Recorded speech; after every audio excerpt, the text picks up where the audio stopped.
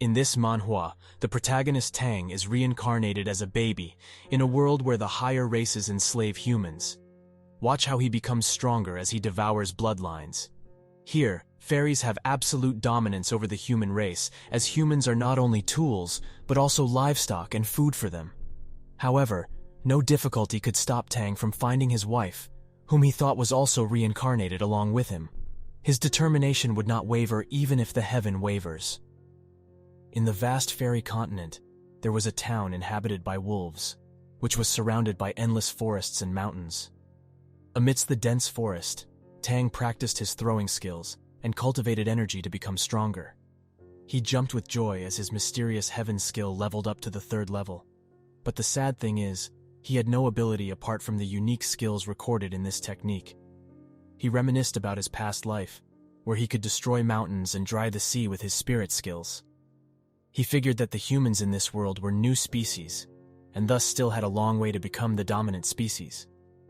Due to that, the casualty rate of humans was very high. During his 3 years in this world, he saw 1/3 of his fellow children die for various reasons. However, no matter the difficulty, he needs to survive and find Shao Wu. For that, the only way is to become stronger. Speaking of becoming stronger, one needs to eat healthy foods.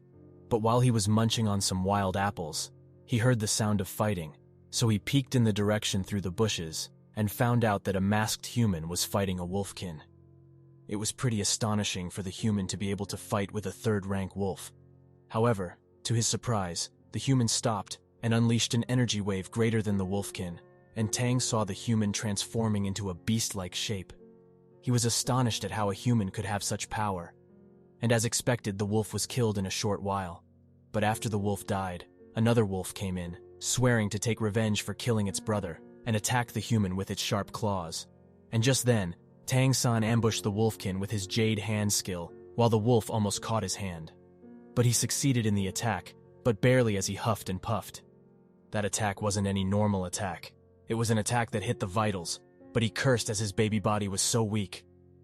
Then he went to the injured human, and asked about the ability that he used. The human was surprised because he thought that Tang already knew much about the divine monster transformation, as he was able to defeat the wolf. Tang was surprised and wanted to know how that skill worked. So the human replied, saying humans, monsters, and fairy races all had part of each other's bloodlines, and one needs to stimulate the bloodline through mysterious techniques. And only this way could humans have some power.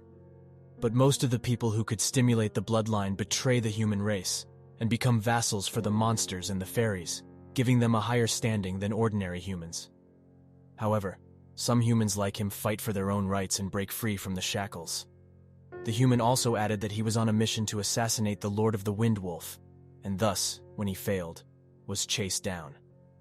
Tang was unsure if he could unlock the abilities in normal ways since he was reincarnated, so he asked if there were any other ways to gain the transformation ability. The human replied, saying one can also deprive one's own power of transformation and give it away to another. But if the other party is not able to adapt with the power, then it will cause him to die. He then asked if the monsters and fairies could be deprived of their power. He said, coughing out blood, that it was unlikely since the bloodline density of monsters was very high. The human introduced himself as Zhu Jiaxin and said that since Tang was just a child, he got a lot of potentials to grow stronger, and since he would die either way, he could pass his own transformation power to him. However, he added that Tang must promise to help the humans in need and join their organization called Redemption. But before Tang could say anything, the human extracted some kind of golden energy from his body and said not to collect his body after he died, as that could expose him to the wolves. After that, he handed that energy ball to Tang, which made Tang go into a trance as he felt that this energy could easily be integrated by his mysterious heaven skill. And he also felt that the energy was nourishing his body along with improving his mysterious heaven skill. He was ecstatic as the mysterious heaven skill made it seem so easy. Then he wondered if the mysterious heaven skill was so good at adapting the different energy in his body. Then, what if he tried it on a monster? Curious, he tried it and discovered that it worked. So he deprived the 2 dead wolves of their energy and headed back to the shelter after cleaning up his traces of the fight. In the room, when other kids were sleeping soundly on a dried grass bed, he meditated like no tomorrow. He was ecstatic that his physical abilities improved after absorbing just 2 wolves. But he didn't forget his goal was not just being a little strong, but being strong enough to find Shao Wu in this vast fairy continent. And also, the promise of joining the redemption organization gave him a headache as he didn't know where it was. A week later, Tang was working in the field to harvest rice and felt that the 2 bloodlines he had absorbed had been finally assimilated in his body after tirelessly working. So he sneaked into the forest to try out the bloodline skills. One was Leopard Flash from the human, which let him run very fast, and another was Windblade skill from the wolves, which let him throw blades made out of the wind to his opponent. And both of these skills could be used by him at will, without any conflict. This again proved the importance of the mysterious heaven skill from his past life. He thought he really could conquer the world with this mysterious heaven skill. However, when 2 years passed, he was distressed as his heaven skill didn't break through to the next level. He thought that the world's rule must be suppressing the skill. So he had no choice but to absorb more bloodlines by killing monsters despite the risk. Next day, he targeted a wolf to be his victim. But a post notice caught his eyes. So he activated his purple demon eyes that let him see clearly the content of the poster from a distance. It was about a mixed blood screening that tested the enslaved people for the talent of becoming vassals for the monsters. And this revelation gave him a new plan, so he abandoned his target. 3 days later, the wolves gathered everyone in the village and released a mysterious blue energy that stimulated the bloodline of the kids in the surroundings. Many screamed in pain as they transformed. One kid after another began to react. Tang was also among them, but he suppressed his urges to transform but nonetheless reacted. So he was also selected to be trained to be a vassal. Only a dozen enslaved people who passed were in residence, and 3 died for being unable to withstand the bloodline's power. Within the residence, a girl with white hair asked him if he was sure that he could awaken the bloodline skill, and warned if he couldn't, then he would be killed. Tang-san was warmed seeing the girl's worry, so he introduced himself as Tang-san. On the other hand, she also introduced herself as Ling Mushui. 2 days later, the final screening day came as a human vassal in good clothing greeted the wolf priest behind him. Then he asked the slaves not to resist the energy. At that moment, Tang-san felt that his Windblade ability had improved by a bit. One by one, 5 people were selected, and 5 were rejected. Then as Tang-san was told, the 5 rejected were dragged to the altar for human sacrifice. The priest added that those who have the wolves' bloodline but couldn't utilize them are a shame to the clan and should be killed immediately.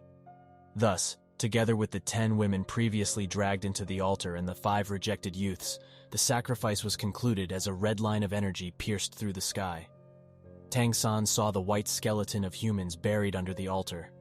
He then swore that he would one day make human beings powerful enough to have their own rights. After they were taken to where they would be living, the guy introduced himself as Wang Yanfeng and said he would teach them how to become qualified vassals. He also introduced a woman named Qiu Jing as his wife, who later took them to their dorm to rest. The first thing Tang-san did after getting into the dorm was to bathe, but he saw Ling Muxue crying as she said that her mom was also dragged to the altar. Hearing that, Tang-san clenched his fist as memories of the past began to surface. But the 2 teachers intervened and got into the room, saying the world is cruel and they had no choice. Yang Feng also said that all the surviving vassals, including them, experience this kind of pain every so often. He then said that Tang-san and Ling Muxue are both wiser than the other kids, and also mentioned how Tang-san's Windblade skill was awakened long before, but as he hid it, which means he is trying to escape. But he warned that if anyone betrayed, then all the surviving members of the same batch would be executed. However, he said he would keep it a secret, for they are like his family. He then told them that the only way to get revenge was by growing stronger, and they would be taught how to grow stronger for 3 years. So Tang-san thanked Yanfeng for advice after he finished talking. The next day, Wang Yangfeng named 3 unnamed children. The tallest one Wang Chao, the shortest one Wang Zhong, and lastly, the mid-height one Wang Xiaolei. Then he told them that they would study wolf culture in the morning and practice wind wolf transformation skills in the afternoon for 3 years. In addition to teaching characters in cultural classes, they will also be taught about the geography of the fairy continent. Tang-san learnt that there are 7 main cities for the monster race and the fairy race, including the Holy Spirit City in the center of the mainland, Tang San was extra attentive as this knowledge might help him find Xiao Wu. However, Yang Feng added that the wolf clan might look strong in their eyes, but they are fragile when compared to the other clans. Tang San then asked if the whole continent had humans. In reply, Yang Feng said that humans are the largest race in the fairyland, but they only have the quantity, not the quality of the bloodline. Later in the afternoon, they were taught about the basics of a windwolf transformation, and through Yan Feng's guidance, everyone learned it quickly. But what surprised Yan most was the fact that Tang San learned it faster than anyone he had seen before, as though he had already used the technique many times. But Tang San ignored Yan's surprise and asked what the strongest level of cultivation of the monsters and the fairies is. In reply, Yan Feng said that according to the legend, it's 12th rank. Then Tang San analyzed that if the rank's power was still the same as in his old world, then one could directly cultivate to the first god rank. He then knew why there was no god in that world, because the energy of this planet itself is at the level of gods. So when too many people call themselves god, the value of the word god decreases. Again, in the middle of the night, he sneaked out of the residence to the nearby forest. But today, his goal was to experiment on the wolves. Thus, after one of the third-ranked wolves separated, he ambushed it and knocked it unconscious with crane-catching dragon, which is a part of Mysterious Heaven's skill. Then he absorbed the bloodline when it was alive and was successful in not killing it in the process. But he left it alive to see if it could recover its lost bloodline. Well, it really worked and enhanced his Windblade skill while improving the rank of Mysterious Heaven's skill a bit. He knew that these two experiments were necessary, so he risked them to power up, for he needed to be strong fast. Tang San was disappointed, as even after absorbing the third-ranked wolf's blood, he couldn't break through to the fourth rank of Mysterious Heaven's skill. He speculated that he needed to devour a fourth-ranked wolf to level up. After a few days, he observed the wolf he had attacked previously, and found out that it had recovered its bloodline power after rest. Since the third-ranked wolf won't work then, he needs the fourth rank. But sneak attacking a fourth-ranked wolf was a big risk for him. The next day, the teacher was training everyone on fighting moves by letting them attack him. After testing Wang Zong, he was praised for him being able to preserve his strength. Next was Ling Mushui. She attacked very directly and almost touched Wang Yanfang, but Wang Yanfang caught her so she couldn't attack. And when it came to Tang San, the teacher was surprised, for his eyes were glowing blue. Then Tang San attacked Wang Fang. However, the Windblade disappeared halfway, which caught Wang Fang off guard, but he was able to block it nonetheless.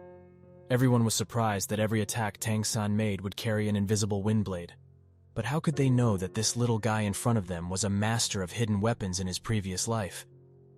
So the teacher asked him about the hidden Windblade ability and where he learned it from. He refused to believe that he learned it by himself. So Tang made up a lie and told his teacher that when he was 6 years old, he went to the woods and met a man by chance. The man not only gave him food, but also taught him the technique every night. He then told him that the demon god transformation isn't the only way to grow stronger, and there are other ways to grow stronger as well. And he said that humans could only use the technique, and the end goal of using this technique was to redeem mankind. Of course, Tang San revealed the redemption thing as he trusted his teacher, and just as he expected, his teacher told him not to say anything about this thing to anyone. Then Tang San asked if his teacher wanted to learn the technique from him. Of course, his plan was to absorb the bloodline power from his teacher while fighting. All his teacher needs to do is sleep, then the absorbed bloodline power will be recovered. And so Tang San began to demonstrate the technique as they fought with each other. However, amidst the fight, Tang San absorbed the teacher's bloodline from the left side of the body, which paralyzed the teacher on his left side. And after that, he admitted his defeat, for he needed to absorb this power quickly. While he was meditating on the rooftop, his mysterious heavenly skill finally broke through the fourth rank. But he couldn't just simply keep absorbing bloodlines, as he needed to grow strong enough for his body to accumulate new bloodlines. The next day, his teacher called him out after class and reminded him again that the Windwolf town has 33 vassals, and among these people, if anyone betrayed, then all of them would be killed. So he must never mention the word redemption again. Tang San agreed and asked his teacher if he wanted to learn his hidden Windblade technique again. Wan Yangfeng lied and said that his Windblades improved after last night's training, for he didn't want to be reprimanded by a student for being too dumb. Tang San added that the hidden windblade technique is not that difficult to learn, but one needs to learn basic handshake techniques first.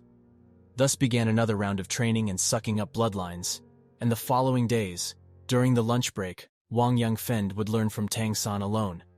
But the other students thought that the teacher was teaching Tang San personally and giving him a special treat, not knowing it was the opposite. Thus, another 100 days passed, and during that time, Tang San would either practice wind element array at night or go out to sneak attack lonely wolves. With that routine, Tang San quickly increased his strength, and in the blink of an eye, a year passed.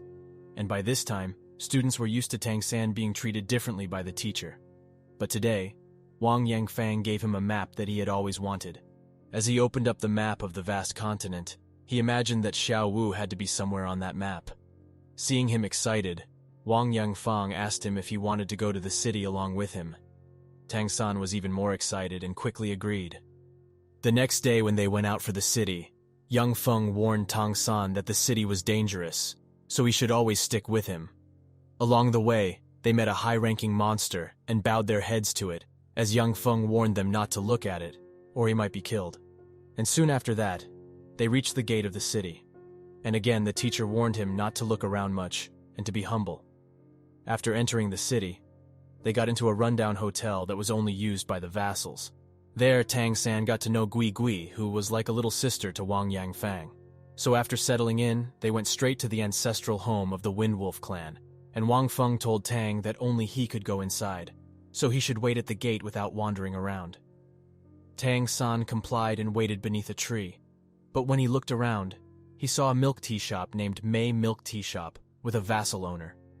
And when the wolf customer was gone, he went to try but froze as he saw someone he knew so very dearly. Xiao Wu. He looked more and more, and he was afraid it was all but a hallucination. But it wasn't, as Xiao Wu gave him a drink and said to not stay in this neighborhood for long as the nobles won't be very friendly. He didn't listen to what she said and just called her, but she said it was not her name, and everyone calls her young Master Mei. Tang Sang, despite facing the ruthlessness of time for thousands of years, couldn't help but cry as though he was really just a child. Again Xiao, as though she didn't know him, asked why he was crying and told him to drink it hurriedly. So he drank the milk as though he was drinking her milk. And in the meantime, his teacher was also done with his work and got out of the ancestral home and told him that they needed to leave the core area as it was not a good idea for a vassal to stay there for long. Tang nodded and went to pay for the drink, but was rejected by the shop's owner, who looked like the mother of Xiao Wu. But he paid the money nonetheless. And before leaving, he told them his name, hoping Xiao Wu would remember it. Back in the inn, the teacher asked if Tang San was okay, and said that a cup of milk was enough to touch his heart. Then, he said that he could go out with his Aunt Gui. She also said that they could just go to the annual collision tournament. When Tang San asked what that was, she said it was a traditional competition where two young warriors fight. Tang San was even more excited after hearing it was about fight, so he agreed immediately. In the arena, a bear-like monster was shouting out the rules of the arena, saying the person who is close to the center of the arena after colliding with the opponent is the winner, and the person with 10 wins in a row wins the match, which will give him many spirit horn coins. Tang San also asked his teacher if he could participate as he thought it was a good chance to steal bloodlines when colliding with the opponent. But they said that it was very dangerous even if he won. It was not good to expose his identity. But he changed his outfit with a hoodie and masked his face and said not to worry. After that, he registered for the competition with a number badge of 6. After a few games, his number was called out against a flash leopard. When he went to the stage and showed everyone his badge number, everyone was astonished. For he was not only a vassal, but also so tiny. Cheers to kill the vassal erupted from the crowd, for it was a disgrace for a vassal to think they could fight against a monster. The leopard used its flash skill to reach him in seconds, but Tang San got under his belly with his tiny body, used wind blades, and simultaneously extracted bloodline from the leopard. After that, he crawled out from underneath the cheetah and proudly declared his victory on the stage.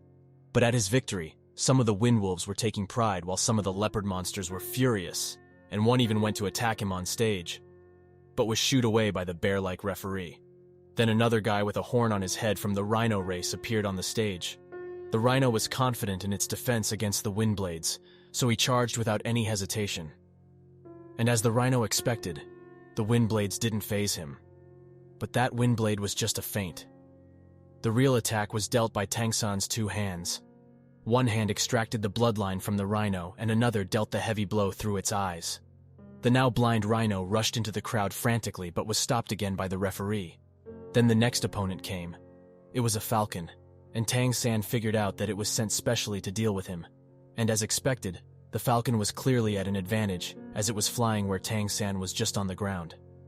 The falcon locked its bloodline ability on its target, Tang San, but was counterattacked by the purple demon eye of Tang San, along with the wind blades, which immediately dealt an invisible blow to the falcon as it fell on the ground. Tang San hurriedly pretended to deal more blows and touched the body of the falcon to extract the bloodline. Seeing this, even the bear-like referee was surprised by the vassal winning against the falcon. And so the next monster that was put against Tang San was a rhinoceros deer demon. This time everyone was confident that the vassal would lose, as the rhino deer has a very powerful spirit strength. And Tang San knew that the monster race would give him even more powerful opponents, since anyone could join as long as they were above the 3rd rank and below 6th rank.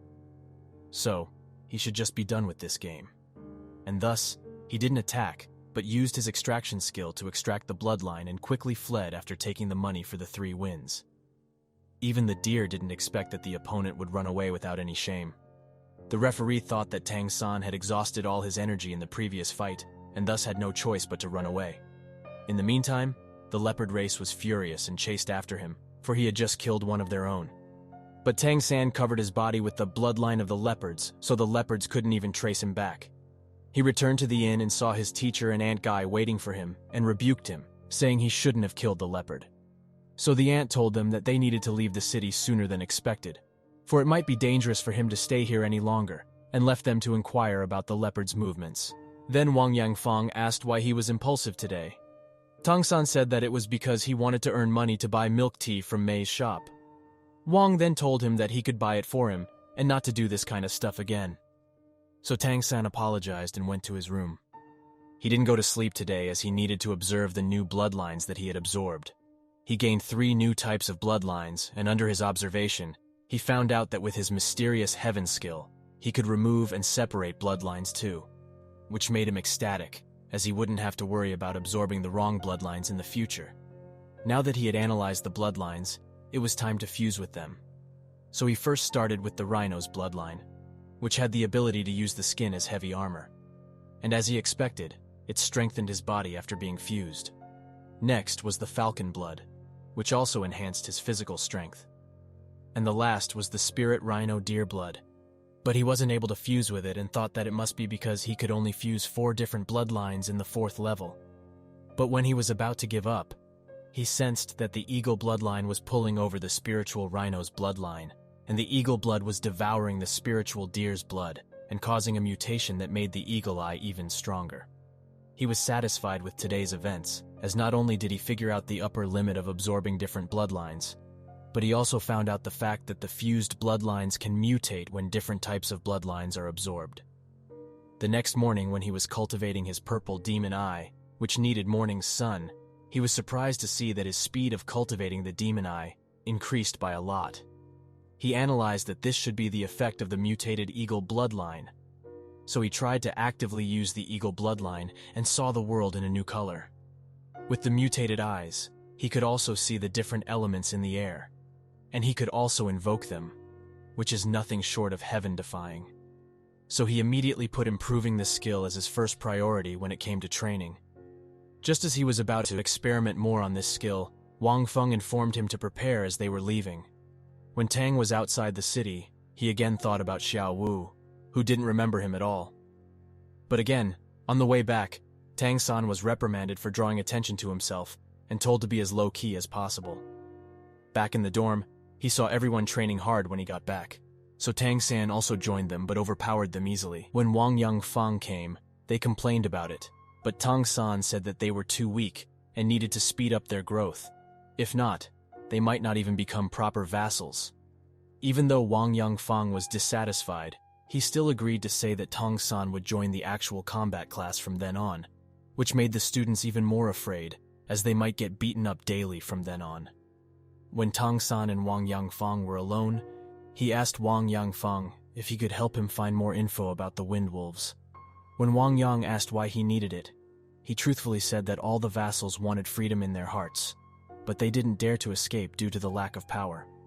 But Tang promised that he would free all the vassals of Wind Wolves if he had enough information about the enemy and enough strength. So, from then on, Tang Sang would teach the students his Tang sect's secret skills every day, except the mysterious heaven skill. But even teaching them basic techniques from his past life was enough to mesmerize them. That day, Tang was running fast through the nightfall towards Carry City, for he wanted to test how long it takes to get to the city. But when he reached the city, he felt wind elements in the ambient being moved, as he felt 3 people with strong wind power inside the inn. When he peeked through the window, he saw a 5th-rank martial artist wearing a mask along with Wang Fang, who seemed to be wary of the masked man. Later, he finds out that the masked man is from Redemption, and he also reveals a shocking truth about Aunt Gui, as he says that she was a member of Redemption too, and also requests Wang Fang to join Redemption. Wang Fang was assured by the man that the other vassals would not be implicated.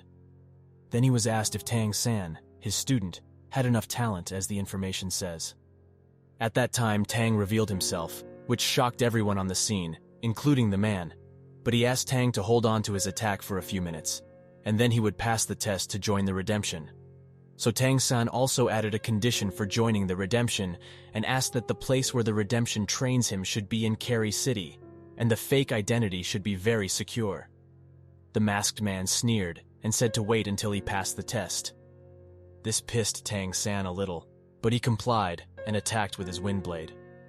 The Redemption guy was surprised that the speed of the wind blades was controlled by Tang San, which he never thought was possible. Generally, after one throws the wind blade, it will only be affected by the terminal velocity and air resistance, and slow down its speed over time. Also, he never saw a wind blade that could change direction in the middle of the flight. So, he thought that since Tang Sang was good at ranged attacks, his close combat should be weak. And so he moved closer, but was hit by wind blades that came from behind, and it blasted itself on his back. Tang San asked if the test was over. In reply, the man asked where he had learned such a good technique from. When Tang San was about to say some made-up lie, Wang Fang interrupted and asked Tang if he really wanted to join the Redemption. To his question, Tang San firmly said yes. So the teacher said that though his position would make it hard to join the Redemption, he hopes that he sees humankind free in his lifetime. Tang San promised Wang that he would try his best. So the Redemption guy who broke his mask in the battle told them that he would arrange the said conditions and left afterward.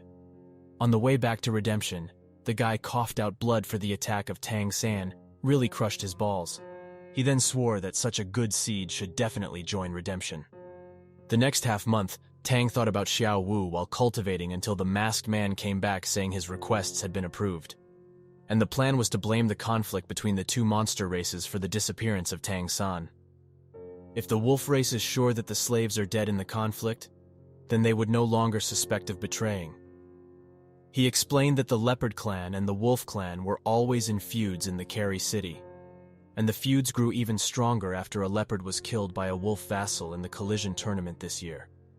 And they can arrange for some vassals of the leopards to attack this side of wolf territory and take Tang San away in the chaos, and assured that this operation would personally be presided over by one of the elders of the Redemption. And he warned Tang San not to leave until 300 breaths from the start of the fight, which would take place 3 days later. Wang Fang also said that with his talent, humanity will have greater chances of being free, and said that he will always be welcome at Wolf City. 3 days later, 10 kilometers from the Wind Wolf town was a group of leopards marching through the forest. The leopard-like monster called out to a human called Zheng Mengqi and asked if this route was the only way to get to the wolf town. The human addressed the wolf as Master Shin and confirmed that this was the safest route. And when they reached very near the wolf town, they waited for the darkness of the night to embrace them.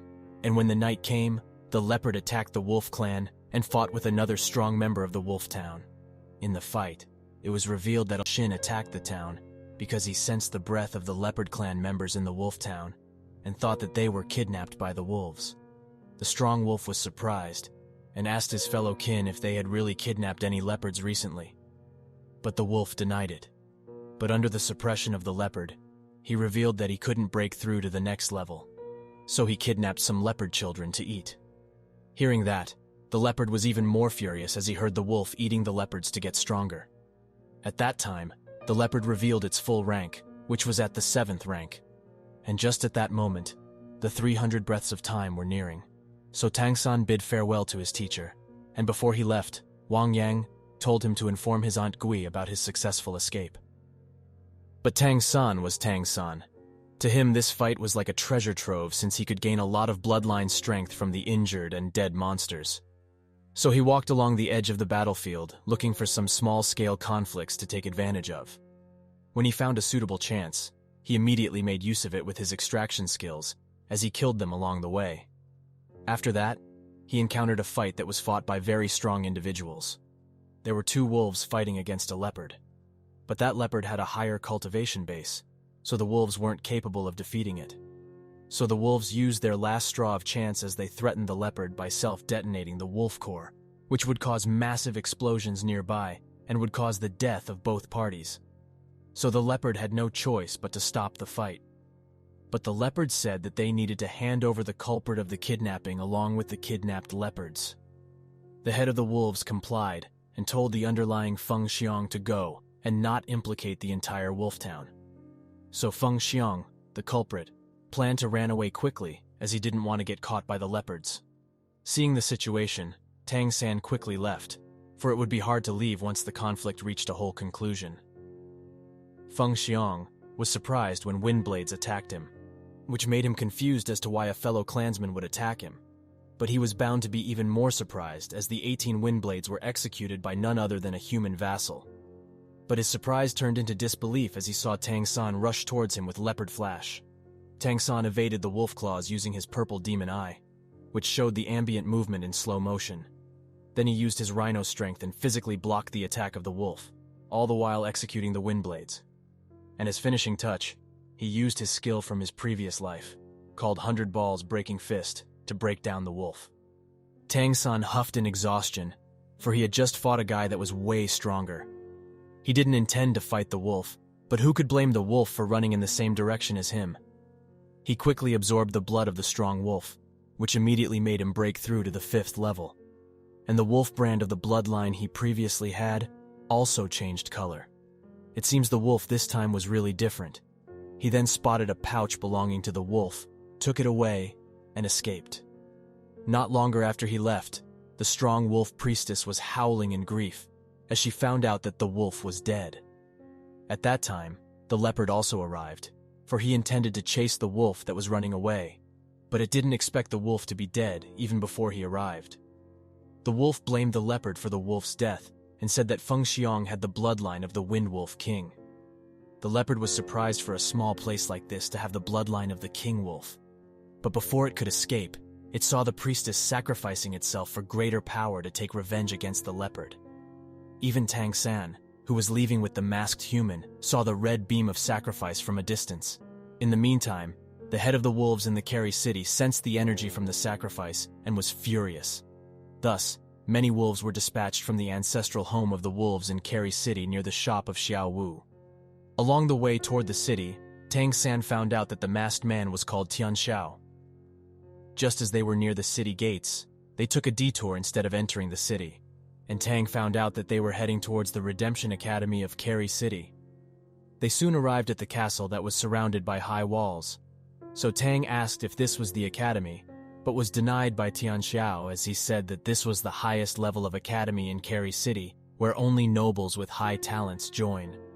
Then he reprimanded Tang for saying the name of the Redemption Organization so loudly, and said that Carrie City is not in control of the academy, but the academy is in control of the Carrie City, and nobles from different races want the best offspring, so they try really hard to get their descendants into the academy.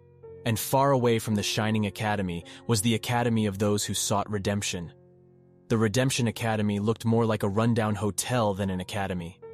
Inside the broken crap of the academy, Tian Xiao took his leave after he brought the little child, Tang San, to a mighty man with brown hair. But the mighty man exuded a strong aura of bloodlust, which forced Tang San to use his rhino bloodline and leopard flash to get away. The mighty man praised him for breaking through the 5th rank and asked why he could use different bloodlines at the same time. Tang San was surprised that he was exposed so easily. The man questioned if Wang Yangfeng knew about this. Tang San denied and said that he was the first one to know this. He again made up a BS and said when he was a child, he met an injured man that gave him a book called Mysterious Heaven Treasure Record, and he learned many techniques from that book. Later in years, he found out that he also had the ability to absorb bloodlines after he touched the monsters. The man asked if the method of controlling wind blades mid-flight also came from that book. Tang San nodded and asked him if he wanted to learn some of his techniques too. Then he saw the man in red sealing the surrounding area for soundproofing, then warned Tang San not to tell anyone about what he had just said to him. And it might seem like a good idea for every human to know about heaven skills, but it will do more harm than good, and none, even from redemption, should know about this technique. But Tang asked, isn't it a good thing for every human to be able to get stronger fast? But was rebuked by the man as he said that when the fairy race finds out about this fact, then they will cause mass extinction of humans before the human could even get stronger. And only if Tang San could cultivate the skill at the highest level and become the strongest to protect the humans, could the human race be able to fight against the monsters and the fairies. Then he introduced himself as Zhang Haoxuan and said that he was a rank 9 transformer with the blood of the Flame Tiger King, and said that his bloodline is strongest among the tiger race, second only to the gold bloodline of the Tiger King lineage.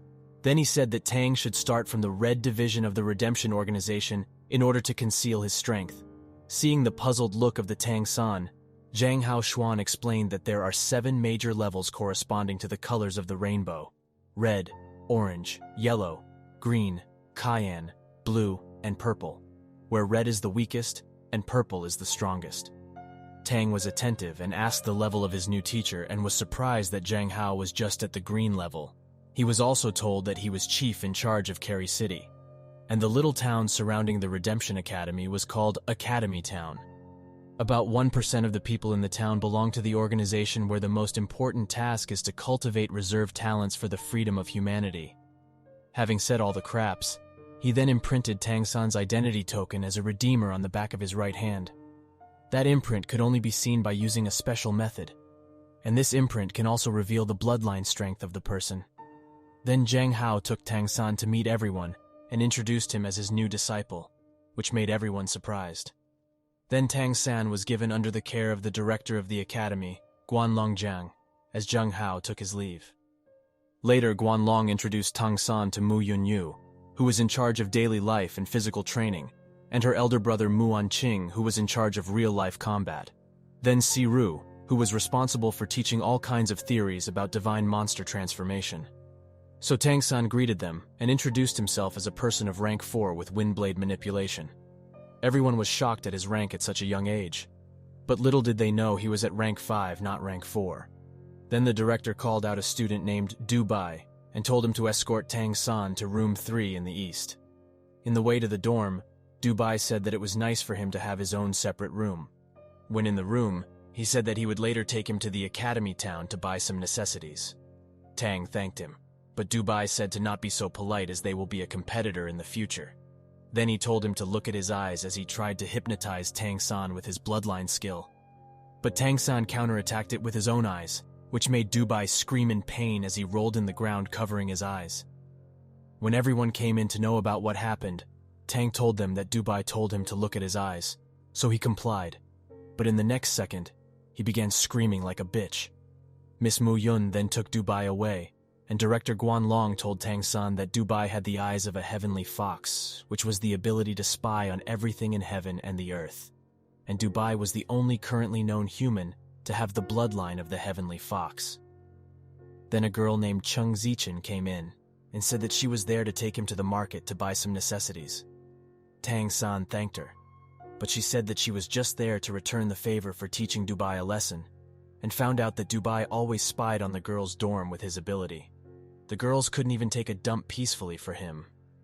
On the way, she said that the Academy Town was mainly responsible for providing all kinds of things for Carry Academy's daily needs, to assist Carry Academy's monster race students in cultivation, and they also have a sparring ground where their students practice actual combat. and the academy town is mainly divided into 3 parts: sparring group, medicine group, and service group. After buying all the necessities, Tang-san was back, but he was greeted by Dubai as he said that Tang-san's spiritual power was very powerful. But the pain he suffered this time wasn't as bad as when he spied on Miss Mu Yunyu shitting. He then added he screamed more because he wanted Miss Yunyu to take care of him. Hearing that, Tang-san understood that he underestimated the backboner of this feminine man. He then told him that they needed to go to his welcoming dinner held by the chief. In the dinner table, Chief Zhang Hao said that he officially accepted Tang-san as a disciple, and amidst everyone's shock, he placed a good chunk of juicy meat on Tang-san's plate. And every man became hungry, and every woman became wet seeing the meat Tang-san had. But before Tang-san could taste his meat, all that was left was a boner, as the hungry wolves and the wet waifus ate the meat. Although they ate his meat, Tang-san was still satisfied, for he got to suck on the boner and reminisce that this had to be the best meat he had beaten. After the dinner party, when everyone was gone, Chief Zhang told Tang-san that it took them more than 300 years to bring the status of the Redemption Academy to this level. Redemption finally was able to be recognized by the monster race, as they slowly started to develop on them. And if humans could have such a place on the entire continent, then there would be no more suffering. After some more emotional crap, he left before telling Tang-san that the Redemption Academy has another rule. A disciple could only have a single master. After that, Tang-san went into his room and opened the treasure pouch. When he tried to open it, he was surprised as he saw that it wasn't a normal pouch, but a storage bag. And it had a restriction, which was, it could only be used by Feng Xian's bloodline. And since Tang-san absorbed the bloodline of Feng Xiang, then he should be able to see what was inside. And so he tried opening it, and saw that it had 10 cubic feet of space. And there were hundreds of elemental wind coins along with many wind spirit stones that were very pure, and not to mention this pouch still had 3 spirit horn coins. Tang-san really made a big fortune robbing that guy. But he didn't get drowned in happiness. Instead, he further fused with Feng Xiang's bloodline. He then understood the quality of the bloodline, which was much purer and denser than any other wolves he had previously absorbed. Then he thought of his classmates still living in the wolf territory, and hoped that the incident didn't implicate them. The next day he again met Dubai and found out that the physical fitness class would be held in the morning, and the actual combat class would be in the afternoon. And Chenzi appeared out of nowhere and told Tang-san that Ms. Mu would let the students fight against Tang-san to showcase his ability. Then Dubai addressed Chengzi as Chicken Z and said that she mustn't hurt little Tang. But Chenzi was angered being called a chicken and was about to rebuke him, but Dubai said if she hit a heavenly fox, then she would be cursed with bad luck. Then it was revealed that those that hurt the heavenly fox bloodline encountered bad luck in the future. But Tang-san shook his head, saying he had never encountered bad luck after hurting Dubai's eyes. Instead, he was blessed with many treasures from the storage bag of Feng Xiang. Later in the physical training class, Miss Mu equipped everyone with 4 counterweight bars, each weighing 10 kg. In addition, everyone's monster transformation power was sealed as they were forced to race through the mountains. After reaching 2 mountains, Dubai was sweating wet, so Tang-san asked if he needed any help. But the wet Dubai denied it, and asked how Tang was not wet after crossing 2 mountain peaks. After the 4th mountain, Tang-san again asked Dubai, but Dubai rejected him again. Thus Miss Mu appeared and pulled out 2 weights from Dubai and gave them to Tang-san and told him to go on his own. Tang-san complied while Dubai was being punished by whipping as he moaned. Soon after, with extra 2 weights of 20 kg, Tang-san reached the top of the mountain and saw Chen Zi had also reached the top. So Mu Anqin, the brother of Miss Mu, unblocked their bloodline powers. Then they rushed back to the academy from the mountain. Chen Zi asked to hurry. Otherwise, they won't have anything to eat. Tang-san then saw Chen Zi flying with chicken wings and wondered if he could eat some chicken wings when he went back. But he didn't hold back and rushed too. In the way, Tang-san thought about it and decided to choose his senior sister Chen Zi as his 5th bloodline. But despite trying his hardest, he still couldn't outrun the flying chicken Z. When he went back, he saw Director Guanlong waiting for him, as he said that he wouldn't receive the punishment since it was his first time. After Tang went for lunch, the director asked about Tang-san to Si Ri, who was good at analyzing opponents with his knowledge. But when Siri said that Tang was at the 5th level, the director was surprised and understood why the chief would take Tang San as a disciple so quickly. On the way to the canteen, Tang asked Chicken Z if the academy allowed students to enter the town, but she said that they would only be allowed if 2 people go together. She wondered how come he had the stamina after a daying running wet. On the way, Tang San asked what the name of her bloodline was. She then said that it was the bloodline of the golden-winged Great Peng's bloodline. However, she added that her bloodline was still incomplete and needed to perform an ancestral transformation to increase the potency of the bloodline. Hearing it, Tang craved for the chicken blood even more, so he asked if she wanted to spar in the afternoon class. She agreed and said that she would not show any mercy. In the afternoon, Tang fought with the chick, but the chicken was forced back by wind blades of Tang. The onlookers were shocked to see 18 blades being controlled simultaneously. Tang San's wind blade blocked the lift path of Chen Zi, which made it impossible for a bird race monster to advance any further, and Tang San took advantage of her panic and rode on her wings with his ghost step technique. After touching her wings, he smoothly absorbed her bloodline, which exhausted her. Tang San then comforted her for her defeat along with teacher Muang King. Director Guan Long then asked Tang San if he had reached rank 5. Tang San replied that he had just recently made a breakthrough. Everyone was shocked to the core, along with Chen Zi, as Tang San was too young for a rank 5. But Tang Sang ignored everyone's surprise as he was very used to this both back in the past and in this life. He was analyzing the blood of Golden Peng from Chen Zi, but was again hugged by Dubai. But he didn't let this chance go and absorbed the bloodline of Dubai too. But even that little time of absorbing was enough to get a first-level Heavenly Fox bloodline. So he thanked Dubai, which made Dubai puzzled as to why Tang would suddenly thank him. In the next game, Gu Li and Zhang Zebin faced off.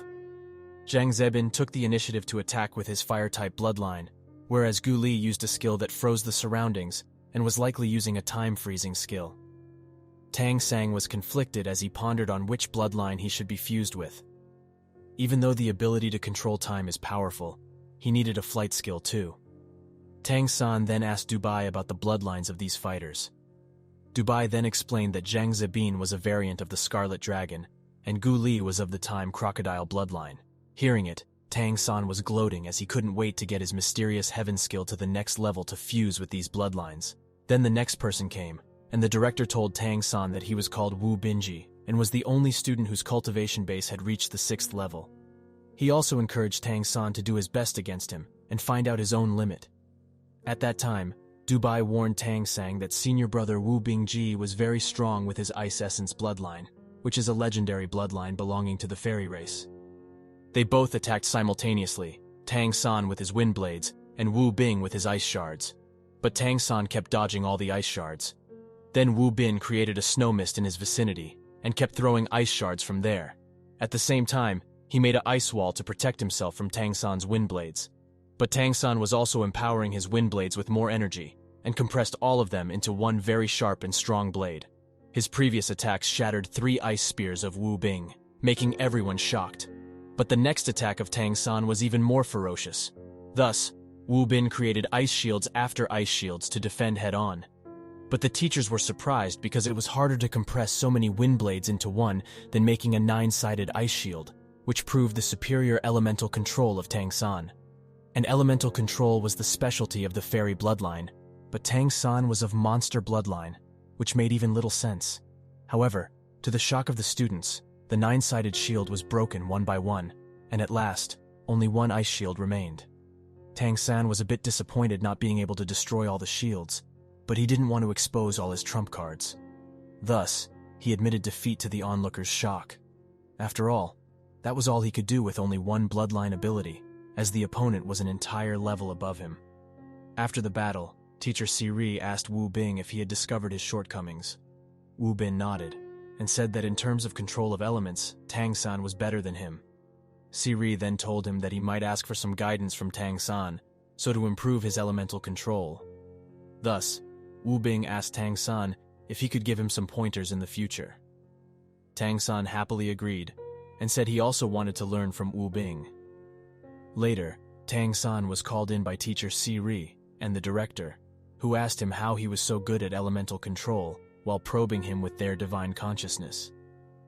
Tang Sang was a bit surprised, feeling the divine consciousness, as it was not something any Tom, Dick, and Harry could have. Then, Siri informed Tang San not to worry, as checking his body is essential to determine his future training methods. He then asked Tang San how he controls his wind element. In reply, Tang San said that he could see them and play with them, and in exchange, they listened to him. Siri then asked, "How do the wind elements look like?" Tang San then replied, saying they look like azure light spots, and they like freedom, and if restrained, they become irritable. Siri was surprised by Tang San's understanding of elements even more, so he asked if Tang San wanted to be his disciple.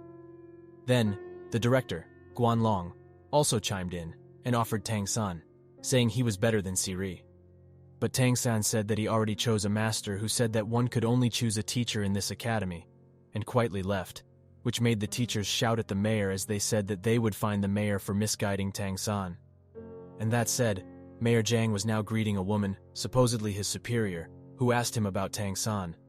Mayor then replied, saying Tang San had broken through to the 5th level of bloodline at only 9 years old, which earned him praise from the women. But she also added that the academy might not be peaceful anymore, since a high-ranking monster race person noticed something about this academy, which meant that they might need to change the location. But the mayor said that he didn't want to change until it was the last resort, and asked how long he left before he must change it. She said that she would let him know, and said that there shouldn't be much danger now. Mayor thanked her, and said she must also take care of herself since she was one of the backbones of the organization. But just at that moment, Teacher Siri rushed into the room, cursing Mayor Jiang, but noticing the Holy Mother, he apologized and greeted her. He then complained that Zhang Tian had taken in Tang San as a disciple, even though he didn't know anything about elemental control. Zhang then replied he did so quickly since he knew Siri would rob Tang San from him. The Holy Mother was also curiously asking what could make the teachers so tempted to take in Tang San. Thus, Siri said that Tang San's 5th level wind elemental bloodline power could compete against Wu Binji's ice element, which was of the fairy race and at 6th level. Even Jiang, who knew a lot about Tang San, was surprised. Holy Mother then said, it was not the point, but the point is Tang San was just 9 years old and had a lot of potentials to become even stronger. Again, Teacher Siri kept complaining and asked Zhang Tian to hand over Tang San. Dr. Zhang was even more shocked, for he knew Tang San had other abilities apart from just Windwolf transformation, and didn't know how crazy Siri would become if he knew that. Then the Holy Mother took her leave and said that he must prepare for any change, and before leaving, she shouted the motto of the organization, "Gather like a fire, scattered like stars." Then Zhang Tian said that the academy might not be able to continue here and be closed at any time. He again mentioned the person who was suspecting them and said if not for the Holy Mother, they would not be able to stay here hidden all this time. Siri then said that since Holy Mother personally came, that means shits are serious. And when Siri again sought Tang San, Mayor told him to just let Tang San choose, which made Siri even angrier. Thus he left. In the room, Zhang Tian swore that he would not let anyone find out about Tang San, even the Lord. As the fewer people knew about Tang San's abilities, the better. At the same time, Tang San went to the mission hall and met Wu Binji, who then told him that the missions are divided into 3 types: sparring, hunting, and collecting spiritual herbs.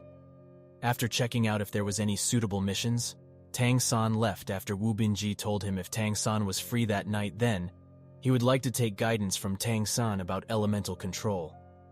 After getting out of the mission hall, Dubai said that Wu Binji attracts a lot of girls in the academy, especially Chen Zi. But as soon as he said that, Chen Zi appeared and smacked Dubai with her wings. Then Tang San said that the senior brother wanted to talk about elemental control that night, and if she wanted, she could join too. But she said that she was not an elemental. Tang San then said it was all right. They could also talk about her own bloodline. Thus she agreed and flew away.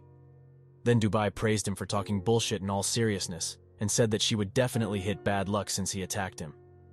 Back to Chen Zi's room, her toes hit the doorframe as she grieved in pain.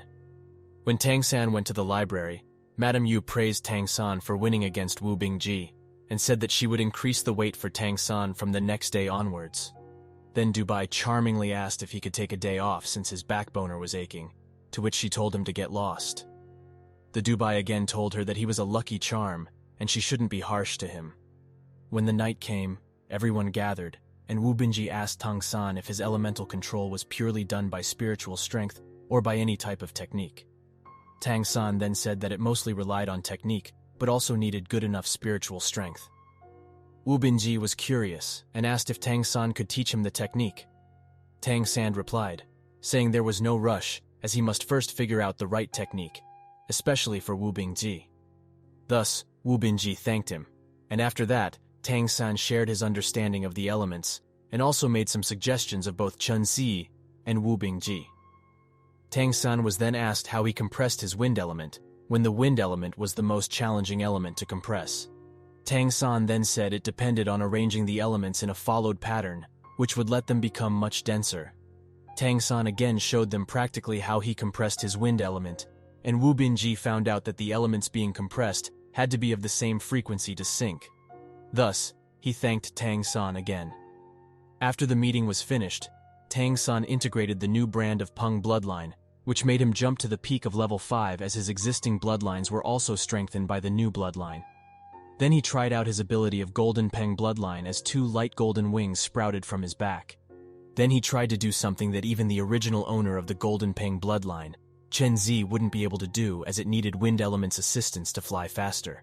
And this fusion of wind element and Golden Peng's bloodline made his speed reach a new height, guaranteeing his survival even more.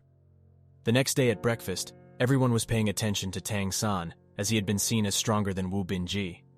Dubai then asked if Tang San could show everyone his technique that broke 8 shields of Wu Binji.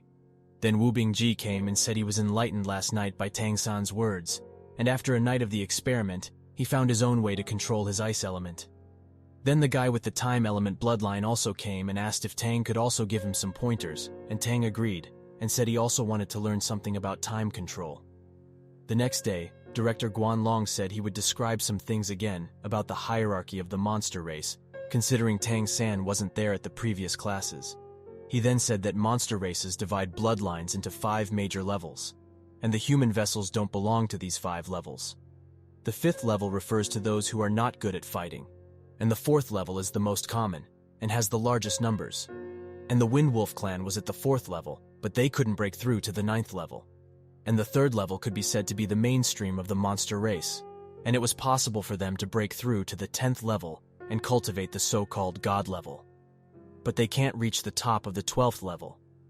Tang San then discovered that level 12 was equivalent to the first-ranked God in his previous life. Director also said that the level 3 and level 4 monster races constitute the main force of the entire monster race. But the 2nd level of the monster race is on a whole different level. The monsters on the 2nd level are called Great Demons, who had the potential to cultivate to the 12th level of the Great Ancestral Demon. They inherited the Great Golden Bloodline, standing at the top of the pyramid, controlling the entire monster race. And if humans want to be free, then at least someone has to reach this level, and could have the slight possibility of breaking free from the enslavement shackles of the human race. Then he said that the 1st level of monster blood was called Heavenly Demon, who inherited the Great Golden Bloodline fully, and their inheritance is related to the life and death of the entire monster race, and they could cultivate to the 13th level. He added that there are a total of 7 heavenly demons in the monster race, and the city lords of the 7 main cities of the monster race were all heavenly monster descendants. After that, Tang San got a clear idea about the level of this world, and found out that the level of this world was higher than his previous world. That meant even if he got his previous life's cultivation level back, he would not be able to rescue the humans. At that time, Dubai began to brag about how he was the only inheritor of a level 1 bloodline in the entire class. But Chen Zi rebuked, saying that Dubai's blood density was so weak that he couldn't even break through to the 4th level. She also added that she was far better than Dubai, as her bloodline density was considered good and was of the 2nd level of the monster bloodline. Tang San then understood why his improvement was so big after absorbing her blood yesterday, and realized that Windwolf, Flash Leopard, and Rhino bloodlines were all of level 4. But he wasn't frustrated as he could replace the low-level bloodline with high-level ones anytime. Tang San then got up and asked which lineage of the 7 heavenly demons the Carrie City belonged to. Director Guan then replied, saying it belonged to the Peacock Great Demon Emperor, who is the king of birds and the leader of all the flying monsters. He then said that the previous generation of the Great Peacock Demon died in silence, and although he had a direct bloodline inheritance, he didn't reach the monster sovereign level. This is why the monster race protects the descendant of the heavenly demon at all costs. Tang San guessed that the peacock must look like a phoenix from his previous world. After the class ended, Tang San asked for leave to go to the city as he needed to talk with Gi Gui and wanted to know more about the situation in Windwolf Town. Director Guan agreed but told him to bring Wu Bingji with him, and also said that the Windwolf clan and the Leopard clan had just had a battle yesterday, which was initiated by the Windwolf's ancestral house from the Carrie City. But Tang San just wanted to see Xiao Wu again, and in the meantime, he will visit Aunt Gui too. So after a while, Tang San and Wu Bingji set off. On the road, Wu Bingji said that he was able to compress his ice element, but it was very difficult and praised Tang San, who could compress wind, which was much harder to compress than ice. Tang San then said that he shouldn't focus on stability all the time, as sometimes it's better to have controlled instability. There, Tang San demonstrated an unstable wind ball instead of a blade, as he threw the ball toward a rock which broke the rock hill apart. He added that the same principle applied to the ice element. After arriving at the Carrie City, Tang San led Wu Benji to the milk tea shop, where he saw Xiao Wu. Tang San then told Wu Bin to stay there as he would buy him some delicious milk tea. Then Tang San got in the line for the milk tea among the monster race. But a porcupine monster threw him off the line as it took his place. But Xiao Wu reprimanded the monster, thus, it stepped back. Tang San asked for 2 cups as Xiao told him to leave quickly. But Tang San asked her why she was selling milk tea. She replied that she wanted to take care of her family. He then saw Xiao Wu deliberately slowing down the speed of making the tea for the monster, as she was afraid the monster would go after Tang San.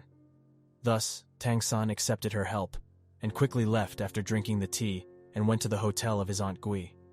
On the way, Wu Binji asked if Tang San knew about Xiao Wu. Thus Tang San said they have met once when he came to the ancestral house of the Windwolves. Wu Binji then asked if he really came out just to meet her again, and reminded him that to be able to open a store in the center of the city and no demons causing trouble must mean she got a strong background and perhaps was a vassal of a powerful race.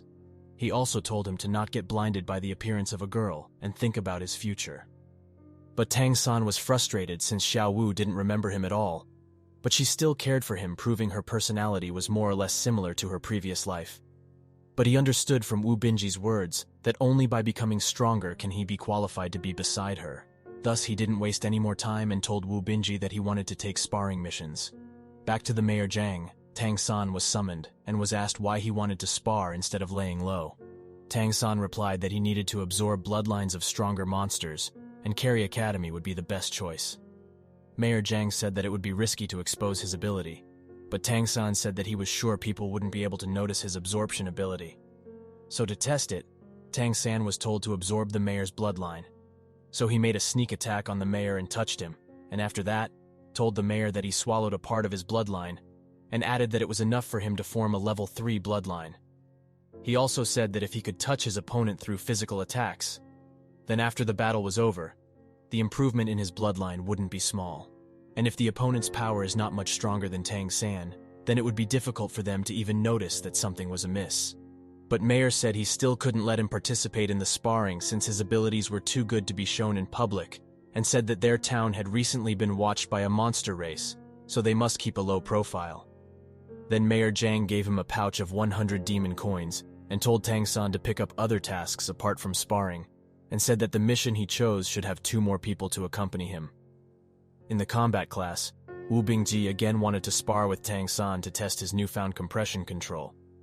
Tang San threw wind blades and Wu Bingji threw ice blades toward each other. Tang San used his shadow ghost step to get closer to Wu Bingji. But Wu Bingji said that he was best at melee combat. But Tang San again threw his compressed winds from close proximity.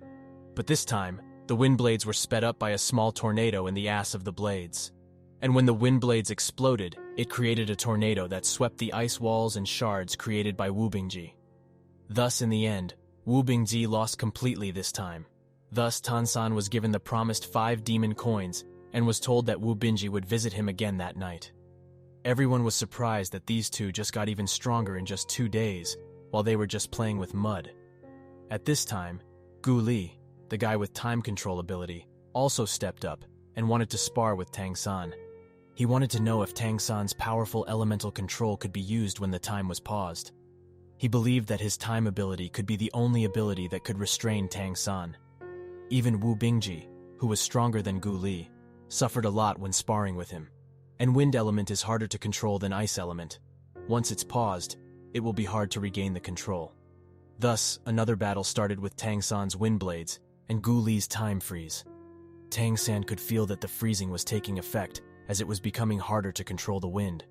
But Tang San had prepared 2 more wind blades beforehand as he threw at him.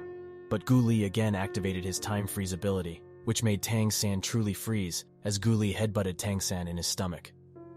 But that was his mistake, as Tang San's absorption ability took effect, which also made Gu Li fly out. Gu Li, even the director, was confused about the attack backfiring. What really happened was when Gu Li touched Tang San, he activated the mysterious heaven skill and used the method of crane-catching dragon technique to touch the opponent and directly absorb his power.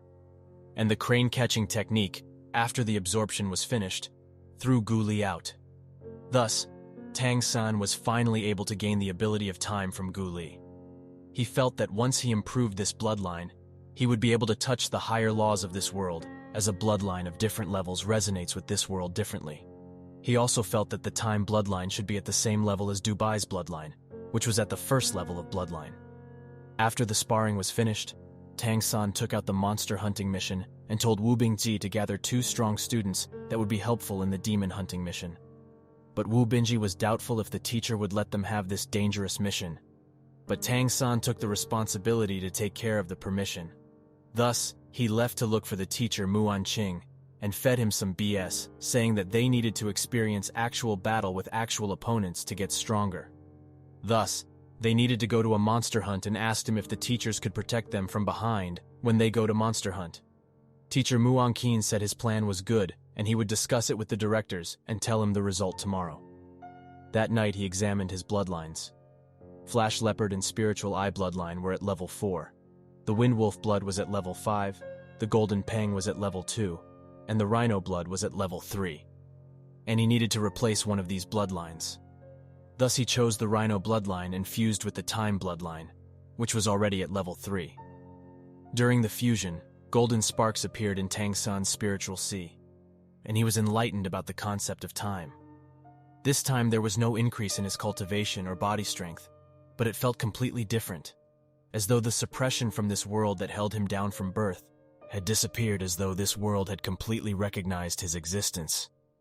Tang San was very happy as, without the suppression, he could cultivate the essence of this world and cultivate even faster. The next morning, Muan Qing came with a piece of good news, as the other teachers agreed with Tang San's idea and said that they could form teams to form hunting teams, but Tang San should keep it a secret from the students that the teachers would be protecting them from the dark. Tang San then suggested a team consisting of him, Wu Bingji, Gu Li, Chen Zi, and Dubai. Wu Bingji asked if 5 of them would be enough to beat a 7th-ranked winged tiger. Tang San nodded and said that Dubai would be taking part in the hunt, as luck was very important too. When Dubai was informed, he was very happy. He then invited Chen Zi by saying Wu Bingji was also joining. Then he went to Gu Li and said that he would teach him how to defeat Zhen Zabin after they come back from the hunt. Thus, the 5-person squad was ready for battle. Later, when Muan Qing heard that Tang San was trying to hunt a 7th-ranked winged tiger, he called him crazy. But Tang San said that he had confidence in the teacher's abilities, and that the students must feel the threat of death to hone their will. But Mayor Jin agreed with Tang San, and said that they must experience some life-and-death battle to grow stronger, and said that he would be protecting them personally. The next day they sneaked out of the academy, leaving Director Guan angry, as he said that the organization might disband this place if anything happened to Gu Li and Dubai. On the way, Tang San assigned everyone's role. Dubai was tired after walking a bit, as he said that the heavenly demon fox race always traveled with guards in case they needed to rest in their journey. After a while, they entered an area active with demonic beasts. At that time, a pincher suddenly broke out from the ground as it attacked Gu Li. But the ice shield from Wu Bingji blocked it. Then the group saw a ground-splitting lizard of level 5. Thus Tang San lifted it off the ground with a tornado. Gu Li used his time freeze, and Wu Bingji used his ice freeze while Tang San gave out the finishing blow. It took them 10 seconds to kill the lizard from the moment it showed up. Everyone praised Tang San, but Tang San said it was Dubai that alerted him. When Cheng Zi asked, he said that Dubai discovered the enemy through his heavenly fox demon bloodline, which made him feel uncomfortable. After that, Wu Bingji collected the blood of the demonic beasts and stored them in his storage bracelet while others were keeping guard. After taking a bit of rest, they again moved out as Mayor Zheng followed them. When the night came, everyone took turns to guard as they were resting atop a tree branch. During that night, Wu Bingji and Tang San were again discussing elemental control. Tang San also demonstrated another improvement for Wu Bing's ice ability, which left a hole in the hill. Tang San introduced this technique as hand arrow. Thus, to the surprise of Gu Li, Wu Bingji practiced the entire night to master the new skill taught by Tang San. The next day they hunted 6 more demonic beasts and gathered to rest when the night came. During that night, it was Gu Li who sought for advice from Tang San. Tang San then instructed Gu Li to improve his spiritual strength to make his ability stronger, and told him to exhaust his spirit strength until he was empty. Then his spirit would naturally keep recovering, and if he kept doing it, his spirit would keep getting stronger after every exhaustion and recovery period. He also told Dubai to carry out the same training method to improve his spiritual strength. Then Tang San said he would also teach Gu Li to defeat Zheng Zebin. Thus he took a rock and bound it with a rope, and asked everyone to step back. Then he smashed rock hills and trees with each rotation, and every rotation brings along more power than the last. Of course, Tang San was using his hammer technique from his previous life, which was the best technique to smash irons and form weapons. Then even Chen Zi was enlightened, thinking if she could do the same with her wings. So was Gu Li, as he was enlightened to use his crocodile tail instead of the rock and the rope. This technique would definitely increase Gu Li's attack power significantly, and he told Tang San not to call him a senior brother as he was stronger than him. After Tang San demonstrated the technique a few more times, they practiced the whole night as loud sounds reverberated throughout the vicinity. Tang San warned Chen Zi that her wings' characters are light and sharp, not heavy and blunt. Thus he told her to make sure her body could handle it. After the midnight, everyone was tired from training. Only Dubai and Tang San was awake and talking under a tree. Dubai was complaining that even though he had great bloodline, but he was stuck in the 3rd level for years and complained, saying he felt useless in a team full of strong people. He then asked if his method of improving spirit strength was really valid.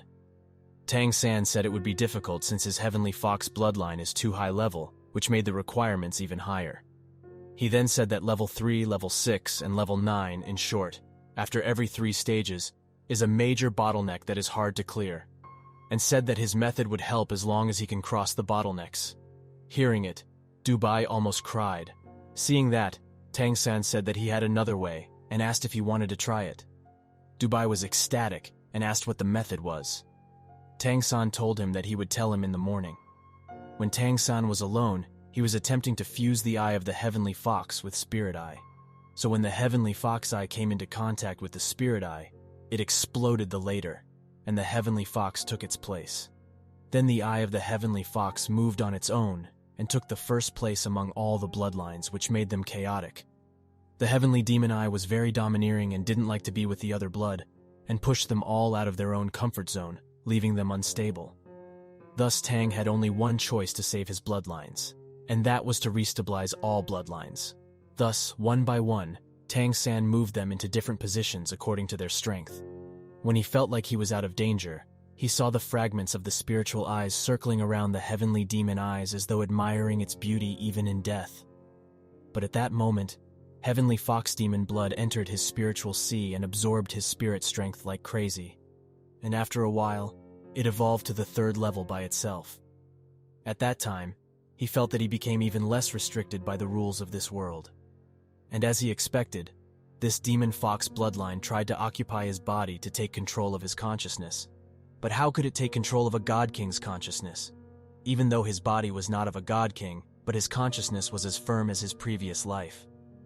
Within his consciousness, He squeezed the bloodline hard and compressed it into a liquid state. At that time, the fragmented parts of the spiritual eye also took this chance to fuse with it. Tang San had no idea how big of a commotion he was causing, as the surrounding area covering a kilometer in diameter was filled with the sudden inrush of essence qi, which alerted Mayor Jiang.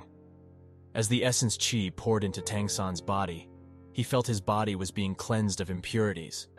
The sudden absorption of massive spiritual qi improved all his bloodlines by 1 level, except the Wind Wolf bloodline, which was already at level 5 and had now reached the peak of level 5. In addition, the spiritual sea has changed from a gaseous state to a liquid state after being compressed and had now reached the next level. The change brought by fusing with the Heavenly Fox bloodline was unimaginable, but if Tang San hadn't had a bit of divine consciousness left from the past, then he would have lost all his other bloodlines and would have become like Dubai, who was stuck at 3rd level. When Mayor Jiang rushed in the scene, he noticed that nobody had broken through despite seeing a big energy storm. The next morning, Tang San taught Dubai the method of cultivating purple demon eye from the morning sun. After the sun fully rose, the group again set out. But this time, Wu Bingji warned them, saying they were about to enter a danger zone that had a winged tiger inside. Everyone was confident with their newfound tricks taught by Tang San and needed a realistic blow, and Tang San knew that the 7th-ranked winged tiger would be the best blow for them. At that time, they smelled a fishy smell in the air. Thus, they became alert and saw a tiger with wings, but it was not an adult tiger and was not at 7th ranked. It attacked Gu Li first, but was hit by Gu Li's tail, and when Wu Bingji threw ice blades, it blocked them with its spiritual shield. Even the wind blades from Tang San were unable to penetrate. Then the shield exploded into countless blades towards the group. It was difficult for Tang San to beat the tiger since it had an elemental wind body. Thus he asked Wu Bing to keep it occupied while he prepared a heavy attack. When Wu Bingji was fighting the tiger, it created a wind tornado and hurled it towards him, but he barely blocked it with an ice blast. Chengzi also smacked the tiger's head with her wings, which hurt the tiger's head, and then a hidden wind blade penetrated through the tiger's eyes completely as it died. Everyone was surprised as they couldn't even see Tang San's wind blade attack. It was possible by compressing the wind blades into the shape of a needle as it penetrated the tiger, and Tang San knew it was impossible to compress the wind into a needle shape without strong spiritual strength. And after last night's fusion, he was able to gain quite a strong spiritual power. And at the last moment, he used his heavenly eye to disperse the wind element around the tiger so that it couldn't maintain its shield, and after the shield was disabled, he used his needle to pierce its eyes. Everyone was happy seeing they were able to defeat a winged tiger of 6th rank. At that moment, Dubai started feeling uncomfortable again, and was even sweating, thus Tang San knew that a great danger was approaching. So when Wu Bingji sensed it, he knew that a high-ranking winged tiger was approaching, and only the mayor could fight with it. And then it appeared, 8 meters in length, and with a wingspan of 12 meters. It was a level 9 winged tiger. Everyone was told to flee, but they couldn't as the surrounding wind element had been blocked by it. Thus the mayor appeared, and under his protection, the group fled the area.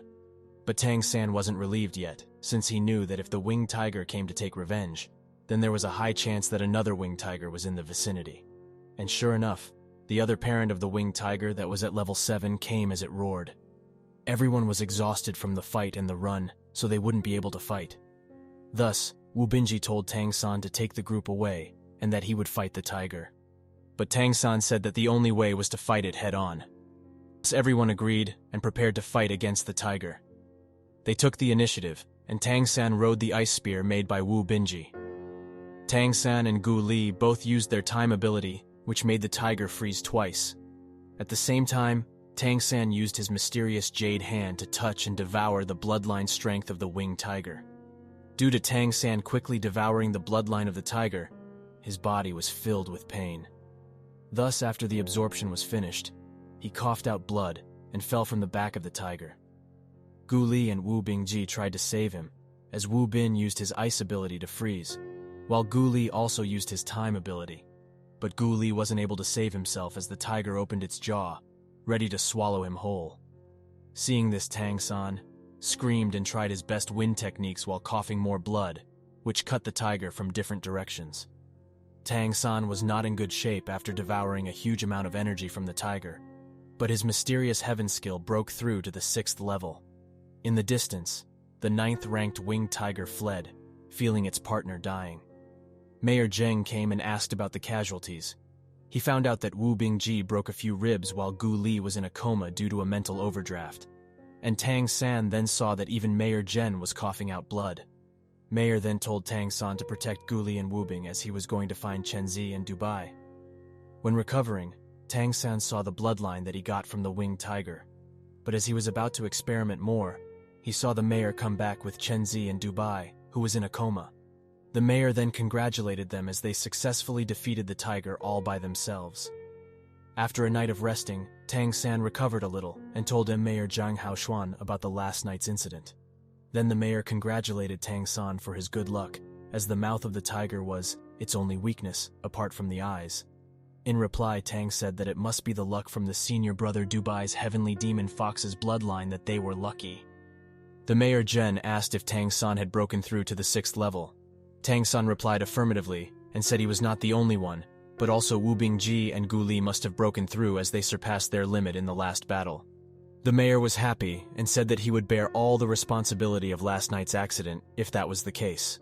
When they went back, all the students slipped past the inspection of the teachers, and only Mayor Zhang was left to describe their journey to the teachers. Siri asked why he was injured despite being level 9. Everyone was surprised as they heard about the incident from the last night. Even they wouldn't expect many things to happen when Mayor Zhang was accompanying them. Thus, Siri and the teachers rebuked Mayor Zhang, but Mayor said they could go next time instead of him, which made them angrier. After they went back, they decided to share half the loot with the academy, and half would be divided among the 5 of them. Wu Bing also added that the meat of the 7th-ranked tiger was very nourishing, and everyone could use it. When Tang San was alone in his room, he began fusing the winged tiger blood with Windwolf bloodline. But he saw that both of the bloodlines were of the same strength and could devour each other. He knew it must be because his Windwolf blood was special after absorbing the Windwolf King bloodline when escaping the Windwolf town. But at this moment, Heavenly Fox Demon bloodlines suddenly glowed, and under the light, the clash of the 2 bloodlines quieted down. Tang San didn't know that the Heavenly Fox bloodline could do such a thing. After the fusion, the Windwolf bloodline has fully reached level 6, and Tang San became a full-fledged level 6 martial artist. Thus, his next goal was to look for his 6th bloodline. The next day, Dubai came crashing down and hugged Tang San as he cried. Tang San then noticed that even Dubai had advanced to level 4. He said that even though he just watched the fight from far, his strong unwillingness of being useless to help gave him a splitting headache, and then he felt something in his body break. Then, he went unconscious, and when he woke up, he felt he had advanced to the 4th level.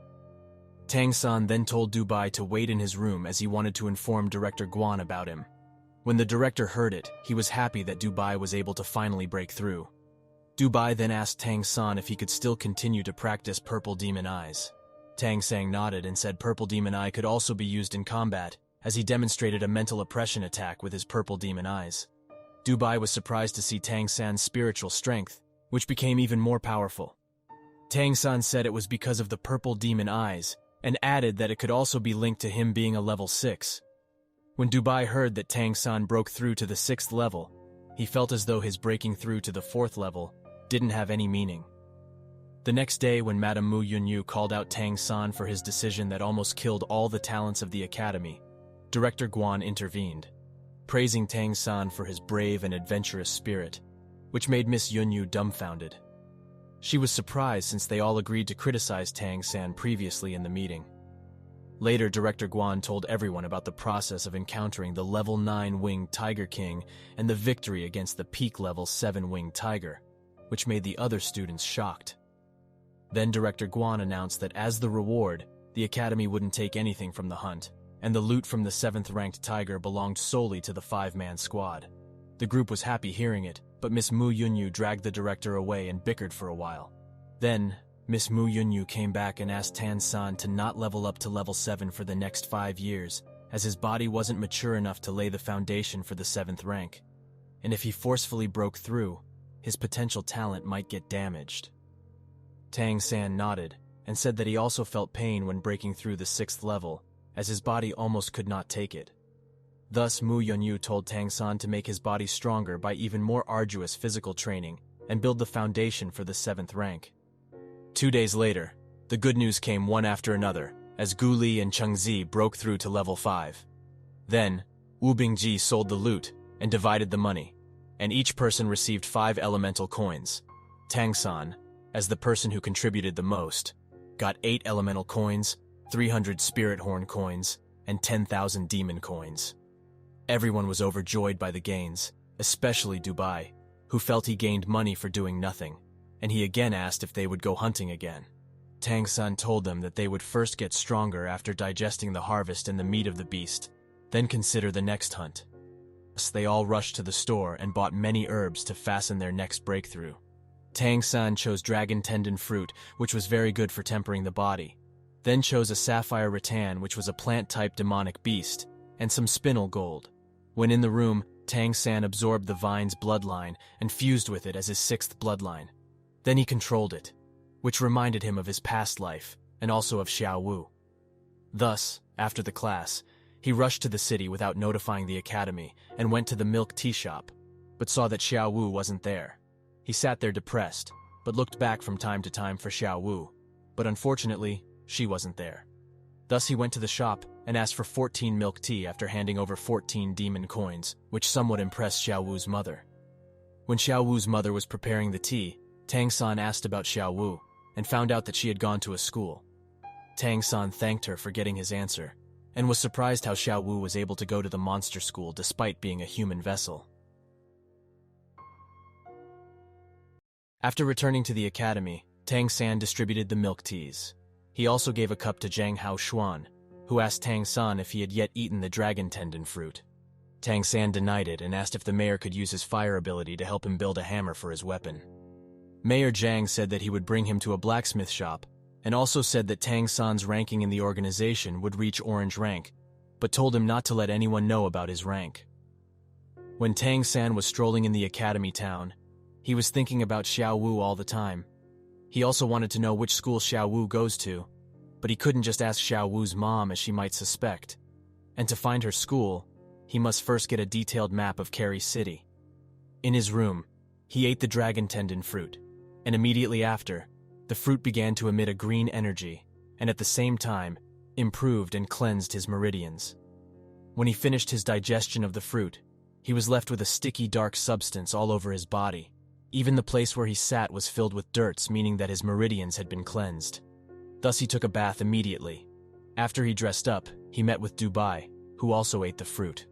In the blacksmith workshop, Mayor asked Tang San if he was really able to make a hammer. Tang San nodded and put the black stone in the furnace and asked Mayor to heat it up, but it didn't melt. So Tang asked to increase the temperature even more. And after Tang San figured out the suitable temperature, he told the mayor to keep the temperature steady. Once the black stone was hot enough, he took it out of the furnace and hammered it constantly to extract impurities. And Mayor Zhang saw the black stone that was known for its uselessness in crafting weapon, being shaped into something else. After the process was done, all that was left was shining black metal with gold luster. Then one by one, Tang San refined all the black stones, and took out a spatial pouch to store them. The spatial pouch surprised Mayor Zhang as he asked where Tang San got it from. Thus, Tang San told him how he killed the fleeing mayor of the Windwolf town and stole his spatial pouch. In the hype of the moment, Tang San asked Zhang how about where he could find a city map of Carrie City. But the mayor said that he had one, so he didn't need to buy one. Tang San later brought the map, hung it to his place, and began to search for all the academies, and remembered the direction in his mind. Judging by Xiao Wu's age, she shouldn't be in the primary academies, and should be in the middle-level academies. There were only 12 such academies in the Carrie City. Next few days, Tang San went to class during the day, and went to the blacksmith shop during the afternoon to forge or go down the mountain to find the school of Xiao Wu. However, after several days he wasn't able to find Xiao Wu's school, nor did Xiao Wu appear in the shop. Heck, he didn't even see the shadow of Xiao Wu.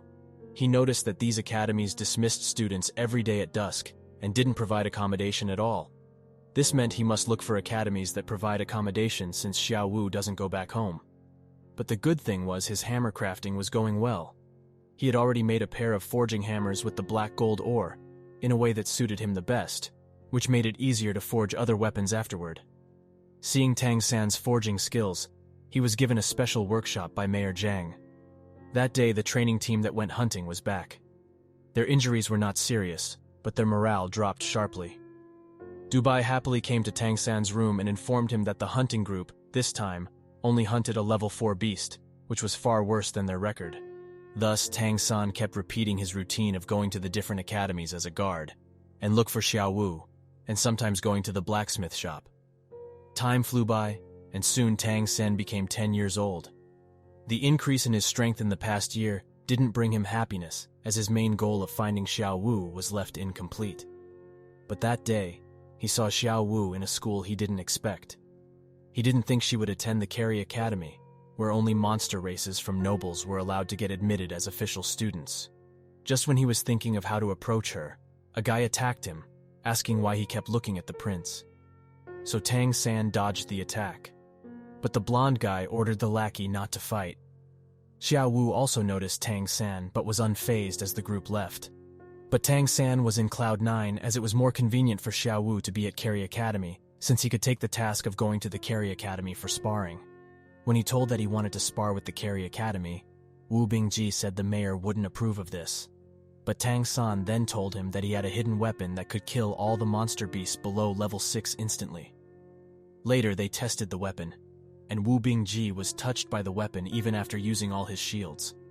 Seeing the power, Wu Bingji agreed and said that he would find a way to go out, but told Tang San to deal with the mayor by himself. Tang San again asked the mayor for the sparring with the Carry Academy and said that he was at level 6 and needed a stronger bloodline to fuse with. He then showed the time ability of Gu Li, which replaced the Rhino bloodline due to having no extra space for an additional bloodline. Thus, the mayor agreed and took him to the academy. But instead of going directly to the main hall, he met with an old man whom the mayor introduced as Mr. Mao. Tang San greeted the old man who took Tang San to his workplace. On the road, the old man said that there was an open space of about 10,000 square meters in front of the teaching building in the academy, and he must clean the entire area twice a day, and must never mess with the nobles. The old man also advised Tang San not to use his bloodline transformation power during work.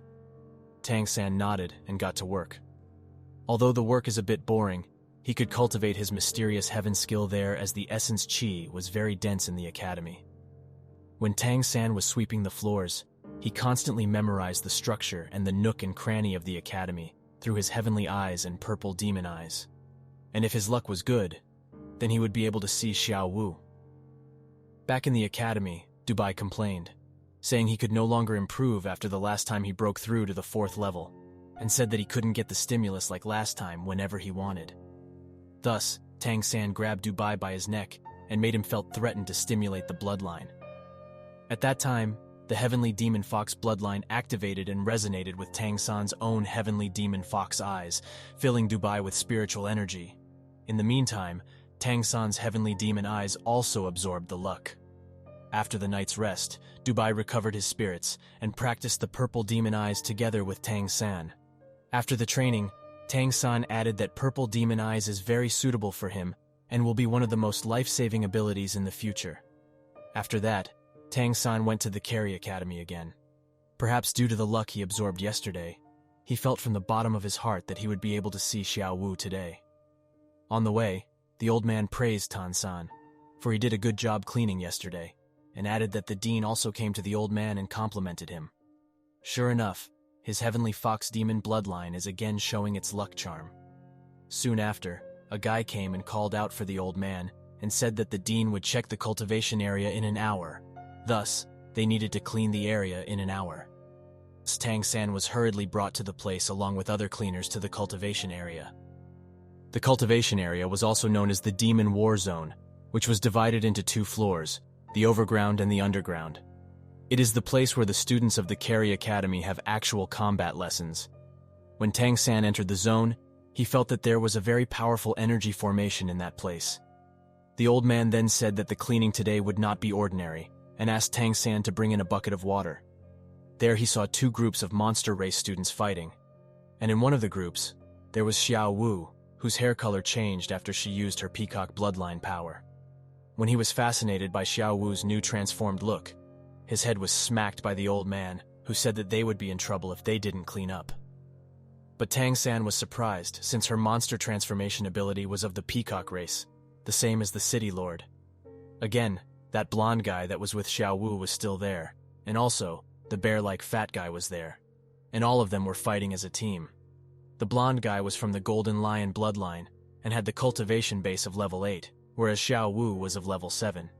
But Xiao Wu looked like the core of the team despite being a level lower than the blonde guy. After the spar was over, he was relieved that the blonde guy was just a classmate. Tang San again felt that he was too weak to be even close to her, and wanted to be even stronger. After that, Tang San continued his cleaning job, and again saw Xiao Wu, and felt if he only could hug her once. His eyes were becoming moist. Then, he saw the leaving Xiao Wu turn around and come over in his direction. Xiao Wu asked him if she saw here before. Tang San reminded her that they had met at the milk tea shop. Xiao Wu then remembered and warned that if he kept staring at people at the academy, then he would be in trouble. After that, she left Tan San alone, who kept staring at the back figure of Xiao Wu. Meanwhile, Xiao Wu was surprised by her own behavior, as she would typically not take the initiative to talk with a guy at all. Back in the Redemption Academy, Tang San helped Dubai again in his cultivation, which benefited both of them, for luck was overlapped on each other. The recent powerlessness after Tang San saw the blonde guy made him want to speed up his cultivation even more. The luck charm of Heavenly Fox's eyes was really good, as he saw Xiao Wu 3 times already. But he found out that the Golden Lion guy with blonde hair was pestering Xiao Wu day and night. But he was not the opponent of the gold-haired guy, so he had to get stronger himself. He could no longer improve his Windwolf bloodline as it was already at level 6, but he could try to improve the other bloodlines to reach level 6 too. He also knew that sweeping the floor wouldn't be able to charm Xiao Wu. He needed to do something else to make a good impression of himself to Xiao Wu.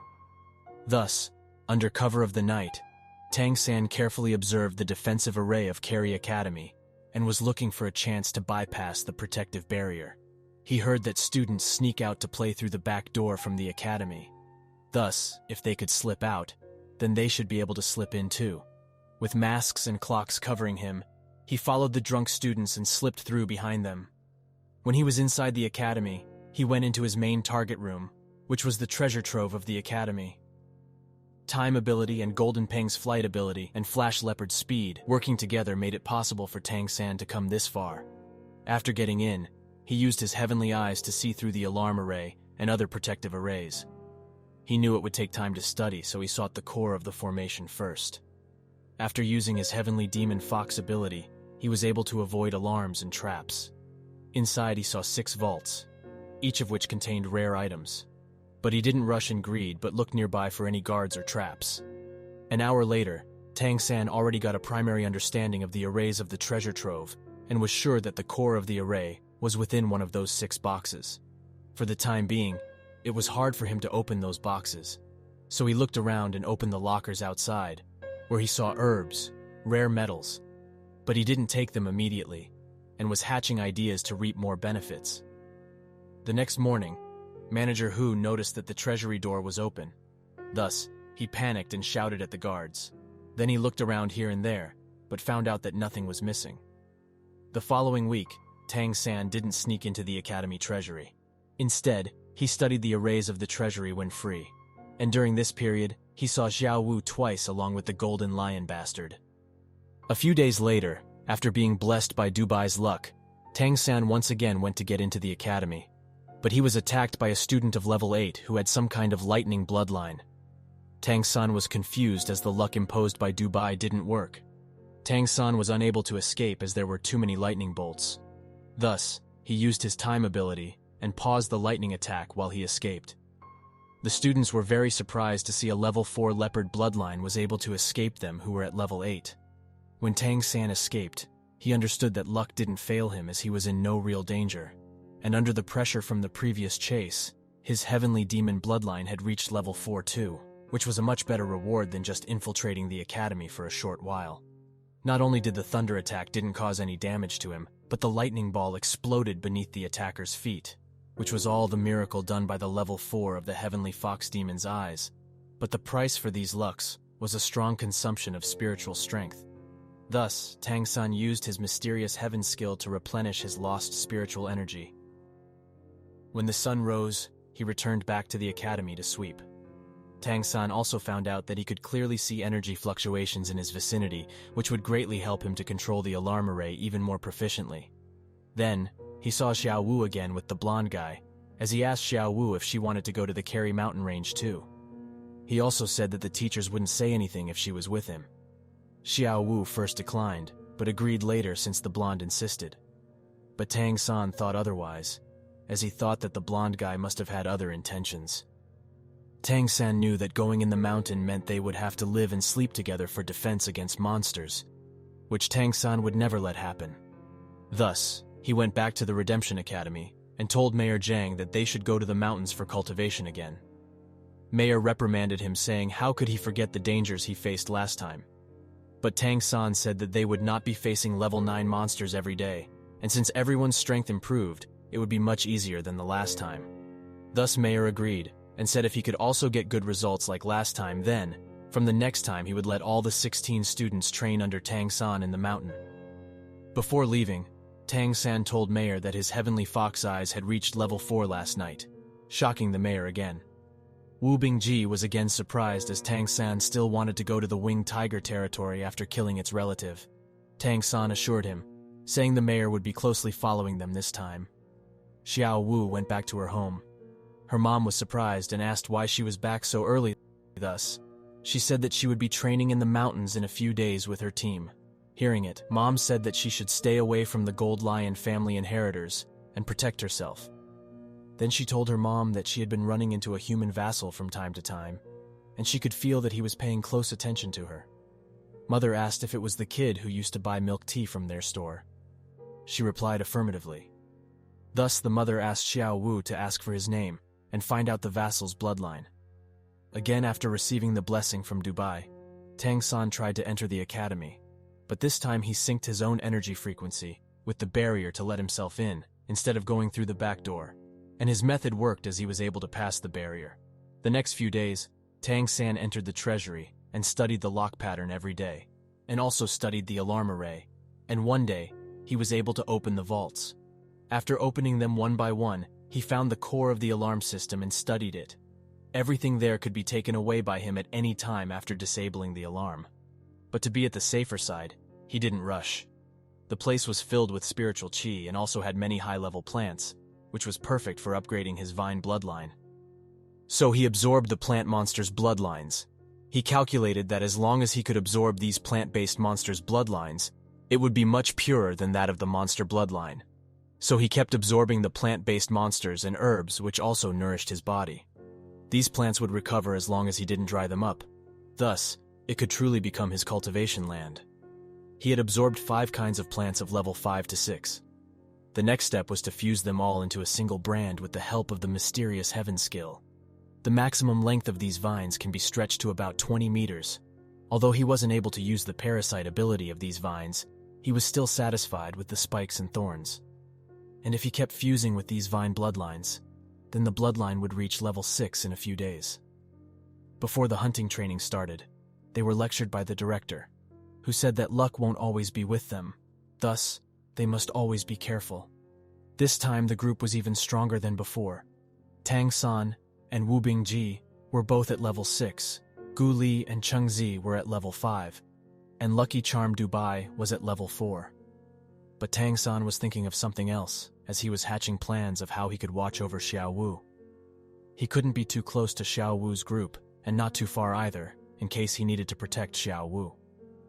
On their way, Tang San warned the group that the students from the Kerry Academy would also be training in the mountain this time, and they might even bump into each other.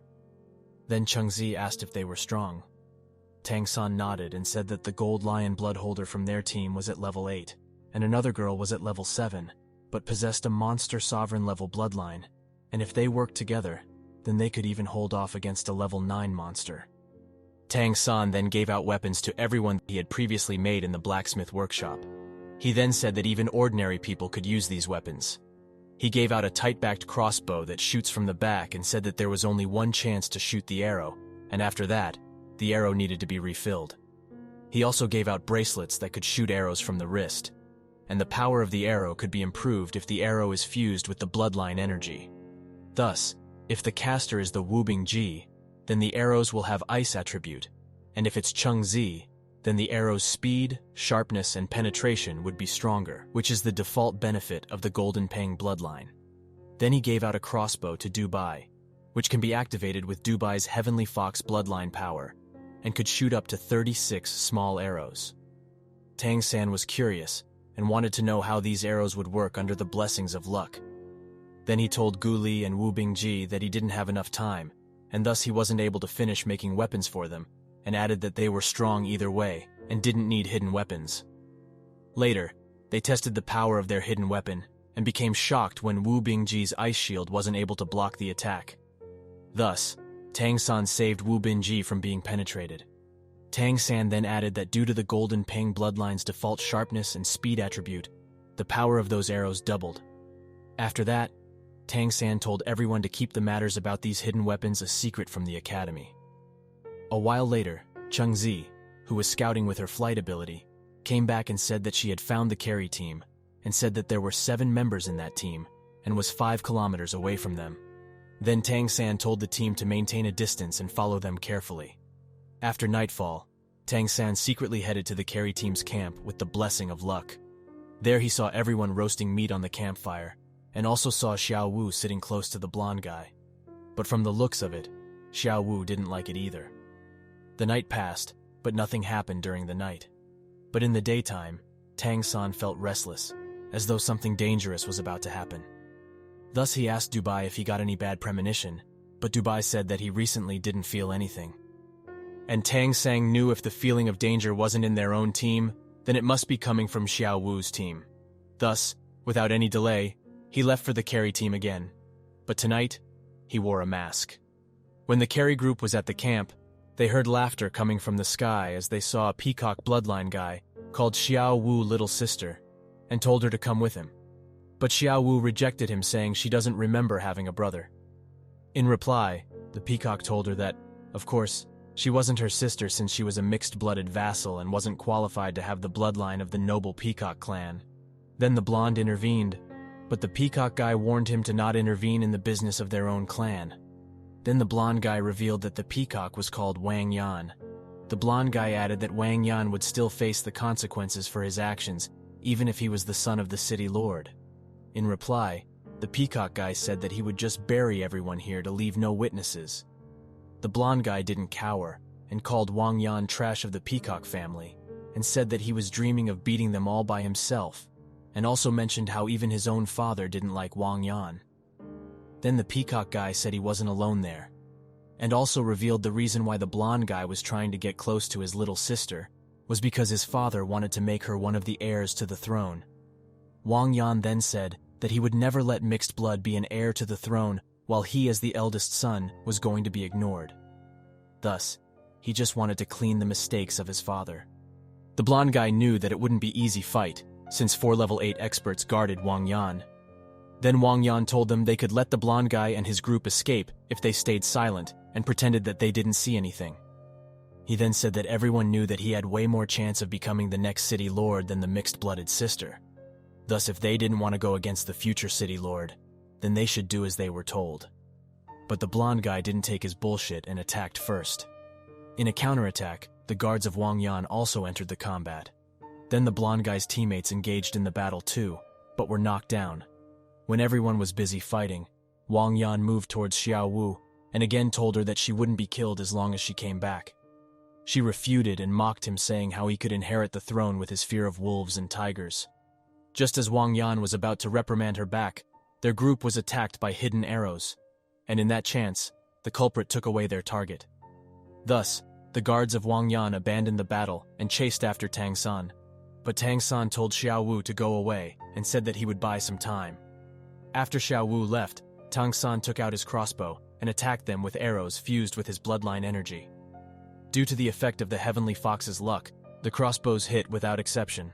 The level 8 experts immediately stopped chasing them as they were confused and injured. After that, Tang San was preparing to go back to his own team, but then he saw Xiao Wu, whom he thought had left, standing there. Tang San asked why she was still there. Instead of replying, she asked for Tang San's name. So Tang San introduced himself as Asura. She then asked if he was a human, and Tang San replied affirmatively. She thanked him and turned around to leave, but then stopped and introduced herself as Mei Gongzi, and left. When she turned around, Tang San was able to see a blue-color redemption rune on her hand, which meant she was a high-ranking member of the redemption organization. All of a sudden, Mayor Zhang appeared and reprimanded Tang San for impulsively saving the women.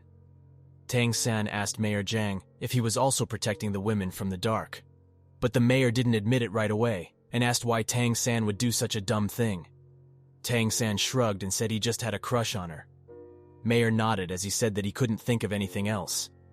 Mayor then returned the arrows that Tang San shot at those peacock guards and praised Tang San as these weapons had power beyond his imagination. Tang San took the arrows back and said that Mei Gongzi had a blue-class rune and asked how she could have that rank when she was just a child. He guessed that she was deployed by the Redemption to infiltrate and control the Peacock clan. Zhang Hao said that sometimes it was bad to know more than one should, and said that this matter is critical to the organization, so Tang San should stay away from her in the future to not interfere in her work. But Tang San said that he could also help her in her work. But Mayor Zhang smacked Tang San, saying he was just a little child who didn't even grow pubic hair and shouldn't talk about liking a girl. Mei Gongzi, aka Xiao Wu, returned to the carry camp and was warming up beside the fire. She was thinking of Tang San, who for some reason gave her the feeling of reassurance, as though he was always protecting her secretly. Thus, she was subconsciously hoping to meet Tang San again.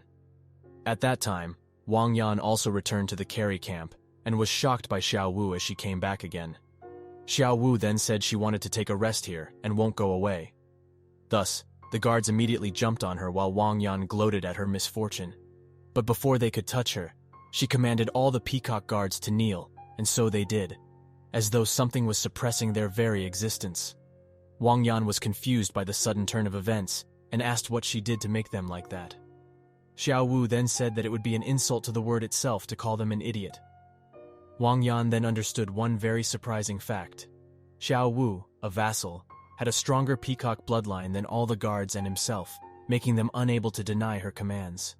Mei Gongzi then asked if Wang Yan still wanted to fight for the throne, and said that she would give him a chance as she and Wang Yan would duel, and whoever loses shall die. Wang Yan then saw the golden crown of peacock, which was the mark of royalty that only the purest bloodline inheritor of the royal peacock family possessed. It means that the person who owns it has the talent to break through their limits and become a demon emperor. Thus, Wang Yan became afraid and said that it was a misunderstanding, but Xiao Wu insisted, saying he was the one who started the fight for the throne and shouldn't cower if he was a man with balls. Thus, Wang Yan didn't get provoked and immediately kneeled as he cried, saying he was wrong, as he didn't know that she had already condensed the golden crown and sought one more chance. Thus, Xiao Wu told him to go away and not to bother her anymore. But just as they were about to leave, Xiao Wu told them to gather those arrows stuck to them and clean them thoroughly. Mei Gongzi was checking out the arrows and was wondering if Asura had made this. At that time, Mayor Zhang showed up and told her that her companion was coming back and gave her a crossbow, saying Asura told him to give it to her. Then she asked the mayor if he knew the origin of Asura. Mayor denied it and said that there was something mysterious about him that scared him, but he knew one thing, which was Asura was a friend, not a foe, and also added that she shouldn't show her redemption rune so casually in front of him. Xiao Wu then said that she showed it because she thought he was one of them, but at that moment, the blonde guy and his team were back, which made Mayor Zhang leave. The lion guy asked if she was okay, but she just said that she wanted to rest. Tang San didn't know that she was from Redemption, and it made him happy knowing that they were fighting for the same cause. He then planned to show his forging skill to her, as he had a blueprint from his past life in mind. It was called a peacock plume, and was third among the greatest hidden weapons in his arsenal. In the morning, Tang San's team went deeper into the Kerry mountain range, and thus encountered more and more monsters, and slowly they were heading towards the winged tiger's living area. Before going even deeper, Tang San gave out masks to his teammates to hide their identities from others. Then Tang San told them that he got another idea, and said that once they succeeded, they would reap greater benefits. The group was thus even more excited about what crazy shit idea Tang San was having. Thus, the group discussed the plan, and Tang San especially reminded Chen Zi that she was the central part of the plan and should be careful. The blonde guy of the Carry Academy warned everyone, saying they would be entering the area of the winged tiger. Then the blonde guy saw Mei Gongzi was keeping a distance from them after the last night's incident. Thus, he wanted to re-establish their trust again. The scout came back and told the blonde guy that he had found the winged tiger, which made him overjoyed. 2 kilometers away, Dubai told his team members that the bad luck he had inflicted on the carry team had been taken back, according to the time period Tang San mentioned. Wu Bingji comforted him, saying he had done enough and to not forget Tang San's plan. Back to the carry team, they defeated 3 winged tigers, 2 level 7 and 1 level 5. Just as they were about to return to the academy, they saw 2 winged tigers chasing a big bird, but the tigers fell down all of a sudden. But they didn't fall down but swooped down towards the carry team, for they just killed their own 3 kins. These tigers were both adult winged tigers and were stronger than the tigers they had previously defeated. But the blonde guy took care of these flying tigers with his 8th level cultivation. Everyone of the team was relieved, and the fat guy praised the blonde guy. But they again saw the winged bird being chased down by another 3-winged tiger, and just like the previous time, the winged tigers came towards them. Not far from where the carry team was, Dubai was focusing on boosting the luck of his own team, which was just enough to hide everyone from the winged tigers. And with Tang San's assistance, Chen Zi kept attracting the nearby winged tigers, while Gu Li was responsible for using time ability to make the wind tigers fall just in time on the carry team. Meanwhile, Wu Bingqi was using his almost invisible ice needles to guide the winged tigers to attack the Golden Lion team. They continued to maintain their plan and waited for Tang San's signal. The carry team now faced 1 level 8 tiger and 2 level 7. The blonde guy shouted, saying that they needed to go all out if they wanted to survive. Thus, the next fight began, but the winged tigers were being pushed back. Thus, the tigers howled and sought help from nearby winged tigers. Tang San was observing from a distance and felt that everything was going smoothly. He then told Chen Zi to go back to the team, and he would accomplish the next part of the mission all by himself. Then Tang San took out a drop of blood from his body and guided the drop of blood to the body of the blonde guy who was fighting in the distance.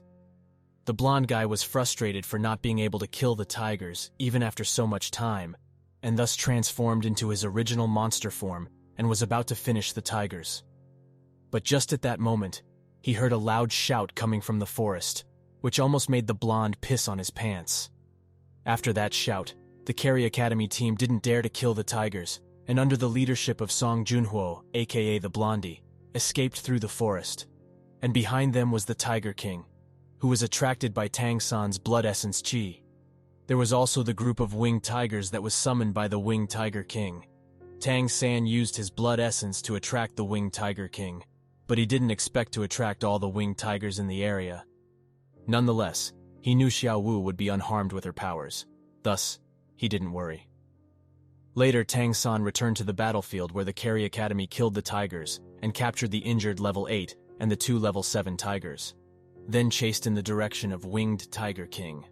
When Song Junho was fleeing, he figured out a plan to face the Winged Tiger King by himself, which should make the countless winged tigers continue to chase after the team instead of him. This way, not only would he be able to get away, but also become a hero in the eyes of Mei Gonzi. Thus he told everyone that he would buy time for them and stop to face the Tiger King. But to his dismay, all the tigers near the king stopped and surrounded Song Junho on the ground instead of chasing the team. Tang San was laughing as Song Junho was the only person the Tiger King was interested in, since he had the scent of pure essence blood from Tang San. Thus, Song Junho used his trump card and borrowed power from his ancestors and became a Lion King in its true form. The Winged Tiger King then got severely injured by Song Jun's attack. Thus it ordered the remaining level 8 winged tigers to chase after Song Jun. Tang San, who was hiding, was taken aback by Song Jun's trump card, then left. Half an hour later, the 4 level 8 tigers caught up to the Carry Academy team. Song Jun told the team that he was exhausted after defeating the level 9 tiger and couldn't fight. At that time, Mei Gongzi appeared and told everyone to stand back. Then, the golden crown appeared on her head, which made everyone surprised, and Song Jun understood why Wang Yan was nowhere to be seen at the camp, as he must have been beaten black and blue by Mei Gong. Only a moment passed, and sword flashes appeared around all the tiger. And the next thing they saw was the tiger staying frozen, and when someone touched the tiger to confirm if it was dead or alive, its body exploded. At that time, Tang San saw the real power of space and was fascinated by how Mei Gongzi could use space tears to turn them into the sharpest blades. Tang San now understood the real power of the first-ranked bloodline and craved for the peacock bloodline too. Tang San laughed at himself, for he thought his Xiao Wu needed protection, but understood that this Xiao Wu was not the same Xiao Wu that was weaker than him in his previous life. When Tang Sun got near the tigers to inspect the attacks of Mi Gongzi, he saw that the tiger was not dead, but was sealed in space, and when touched would self-destruct. Just as Tang San was thinking, he heard the cold voice of Mei Gongzi from behind. Mei Gongzi asked if the attack of the tigers was instigated by him. Tang San then showed his redemption rune on his hand and said he was also part of the redemption. But all of a sudden Mei Gongzi attacked. Tang San was about to explain, but her attack intensified, so Tang San dodged by using his leopard flash. But the leopard flash couldn't be faster than the space itself. Tang San complained in his heart, asking what kind of fate does he have to be killed by his own wife. Just as he was about to use his last bit of divine consciousness to dodge the blow, Mayor Zhang appeared and quickly told her that he was his disciple.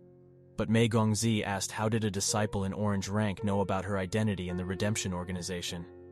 Mayor Zhang apologized and said that it was his fault for telling his disciple about her and said that he was also in the Carry Academy. She was surprised that Tang San was also at the Carry Academy. Thus, he was told to take off his mask, and when Xiao Wu saw his face, she was surprised to see him. Then Mei Gongzi reclaimed her space power, and the winged tigers fell on the ground softly and were still breathing, but were stuffed into the space bag by Mei Gongzi as she left. Mayor Zhang reprimanded Tang San for revealing his identity in front of her, and also mentioned that he was the only one who knew about her identity in Carry City. But Tang San said that he had no choice but to do that. On the way back, Tang San asked if the mayor had captured the level 9 Tiger King. Hearing it, Mayor smacked Tang San's head, saying it's not always good to be smart. After returning to the academy, the mayor let Tang San devour the Tiger King's blood, which pushed Tang San's mysterious heaven skill to the peak of level 6. Back in Carry Academy, Song Jun divided the spoils of the hunt and said that these all should belong to Mei Gong since she was the one who saved them. So Mei Gong only took the level 8 winged tiger and told everyone to take the rest and left. Song Jun slapped himself hard, for he didn't understand why Mei Gongzi ignored him after that night's battle. He then announced that from then on, the captain of their team was Mei Gongzi. In the next morning, Tang San was practicing Purple Demon Eye with Dubai as Dubai said that the technique and his bloodline were a match made in heaven. Tang San then told Dubai that with the technique, he could easily rise to level 6 of his bloodline. But level 6 to level 7 was a big threshold, so it might take some time to reach level 7. Tang San then told Dubai that he needed to sweep at the Carry Academy, so he needed to go. Dubai then told Tang San not to waste his time by being a sweeper. Tang San replied that his purpose was something else, and asked Dubai to bless him with luck. And just like every day, he was sweeping with full of Dubai's luck. Mei Gongzi was looking out from the window to the sweeping Tang San, and questioned the feeling she got when she was about to kill Tang San. Her instinct told her that she would regret it if she killed him. The way Tang San looked at her also puzzled her. It was not of devotion, nor hate, nor love, but as though all the emotions mixed together. She then felt it was good that he was back and could be observed from the window. But she again was shocked, for she just felt that it would be nice to see him again. Thus, she went down and asked him straight away as to why he was sweeping floors. Tang San replied, saying it was a secret. Then she asked, what if she had to know? Tang San said he would tell her if she had to know. But then she asked him to stop playing. Thus, Tang San told her that the spiritual qi in the Carry Academy was rich and more suitable for cultivation. She was surprised and asked how he cultivated if he just swept the floor all the time, and also asked if he had a mission in Carry City. He replied both negatively and positively. She gave up and told him to call her sister Mei from that day onwards. That sentence immediately brought back memories of Xiao Wu. Thus, Tang San, who was overflowing with emotion, dreamt of hugging Mei Gongzi again. Mei Gong was surprised to see Tang San's weirdness and left afterwards. When she looked back, she saw Tang San crying and felt a sudden ache in her heart. But she left nonetheless. After a month, Zhang Hao came back after selling the loot from the last hunt and asked Tang San's achievements in the past month. Tang San said that his Wind Tiger transformation and Blue Silver Vine upgraded to level 6, while Golden Ping and Time Change was at the peak of level 5. And the Heavenly Eye was at the peak of level 4. Mayor was satisfied but told Tang San to be careful when breaking through as he had multiple bloodlines in his body. He then asked if he could reach Mei Gongzi's level after breaking through level 7, but the mayor said that her case was special, as her father was the contemporary Peacock Monster King who loved his wife and daughter very much. Her father did not hesitate to use his own blood essence to build a foundation for Mei Gongzi, which greatly increased her bloodline concentration. Tang San was surprised that the contemporary Peacock King would do such a thing for a vassal. Mayor then told Tang San that he sold the tigers to a different location to get the maximum price, and gathered a total of 1020 elemental coins. He also said that the level 9 tiger would be auctioned in 6 days, and the highest level auction is held every 3 months, and when the time comes, he will take Tang San there. Tang San then told the mayor that he didn't need much this time since he was already at level 6, and didn't want to rush his breakthrough before he matured. Thus, he was okay with helping his teammates break through. After 6 days, the action was being held at the Academy Coliseum as usual. Zhang Haoshuan and Tang San disguised themselves as monsters and joined the auction. The Coliseum was the place where the monster race could gain noble status if they won 10 battles in a row. And the human vassals could also join, but they have to win 100 games in a row to theoretically become a noble. Tang San then asked if he could join the Carry Academy as a student if he became a noble. But the mayor said it was not as simple as that, and he shouldn't even think about it. A one-eyed monster host welcomed everyone in the audience.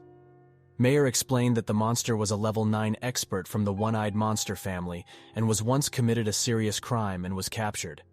And to regain its freedom, it was given a chance to fight for its freedom by winning 10 games in a row. Thus, not only did it get out of prison, but also got the title of a nobleman. It introduced the schedule and fights that would take place before the auction. The first stage was the battle between demonic beasts. In the first fight, a ferocious and brutal bear was facing a venomous shadow giant scorpion, and in the cheers of the audience, the shadow-walking scorpion won. The second fight was the battle of human vassals. There were 2 vassals who had betrayed their master and, as such, were sentenced to the Colosseum to fight the beasts. The surrounding monster cheered, for they wanted to see the blood of the vassals.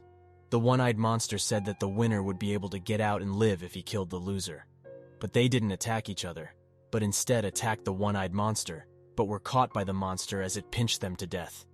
After that, the monster announced the start of the last battle. The third fight was the most interesting, as one side was the giant scorpion, and the other side would be people from the audience who would randomly be selected by the Colosseum focus light. He said that if they could win, they would take all the battle spills and get a 50% discount on anything they bought at the auction. But if they give up, then they wouldn't be able to participate in the auction. Thus, random light beams fell on the audience as many were selected, but they gave up and chose to get out of the auction. But the beam fell on Tang San, unfortunately. But Tan San stood up and confirmed that he would fight under Mayor's dismay. Tang San got on the stage and faced off against the scorpion as it tried to slice his small body apart. Then it attacked with its venomous tail, but Tang San cut it off with his wind blade, then attacked with a wind tornado while mentally oppressing the scorpion with his purple demon eye. And in the end, he punched the scorpion in its head and killed it. The one-eyed monster announced him as the victor of today's best match, and then asked for his name. But Tang San said that they didn't deserve to know his name. The one-eyed monster was angry hearing that, but Tang San didn't cower, and said that one day, Tang San would kill him by himself. Some of the audience cheered for Tang San's bravery, where some felt insulted. But Tang San ignored the cheers and collected the bodies of the vassals and the scorpion. Tang San never stopped surprising the mayor as he killed the level 8 demon beast without revealing his abilities when he was just a level 6.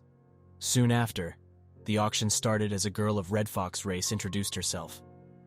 The first item of the auction was a total of 18 human slaves who were vassals but was very weak.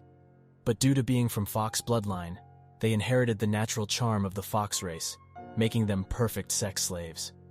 Before the bidding started, she introduced a light bar, which would become taller respective to the amount of money each person bid. When the bidding started, Tang San told the mayor that he had a way to increase the bloodline density of the fox vassals, and thus could become a good force for redemption in the future. And so, after discussing with the mayor, they decided to buy the fox vassals and bid for 35 elemental coins, which nobody bid against. The third lot got Tang San's attention, as the hammer was made of heavenly fire iron and could be used to make a divine weapon. After a while, the bid increased to 200 coins, so Tang San bid 250, which nobody bid against. Mayor then reminded them that if they emptied their wallet at the beginning of the auction, then they would not be able to buy what they came here for. The next items was dozens of flashy weapons and armor, which in his view was a complete waste of expensive metals. Then he saw a tree stump of a god-level monster king of the Ri Chen Empire. The monster king was of tree species and had a golden bloodline, and when Tang San focused on the stumps, he fell into an illusion where he saw a huge, magnificent tree covering the sky. But nobody raised their hand to bid for the tree bark as it was not valued enough in their eyes. But Tang San knew the truth, so he raised his hand, which made the host fox girl happy as she quickly announced that Tang San had won the bid, even though there was no bid. Mayor asked Tang San if this stump of a tree was really useful. Tang San thumbed up and said very useful.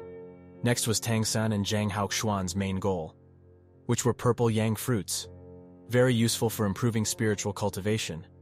The bid went from 330 to 600 in a moment, so the Tang San duo bid for 700 and finally won the fruits.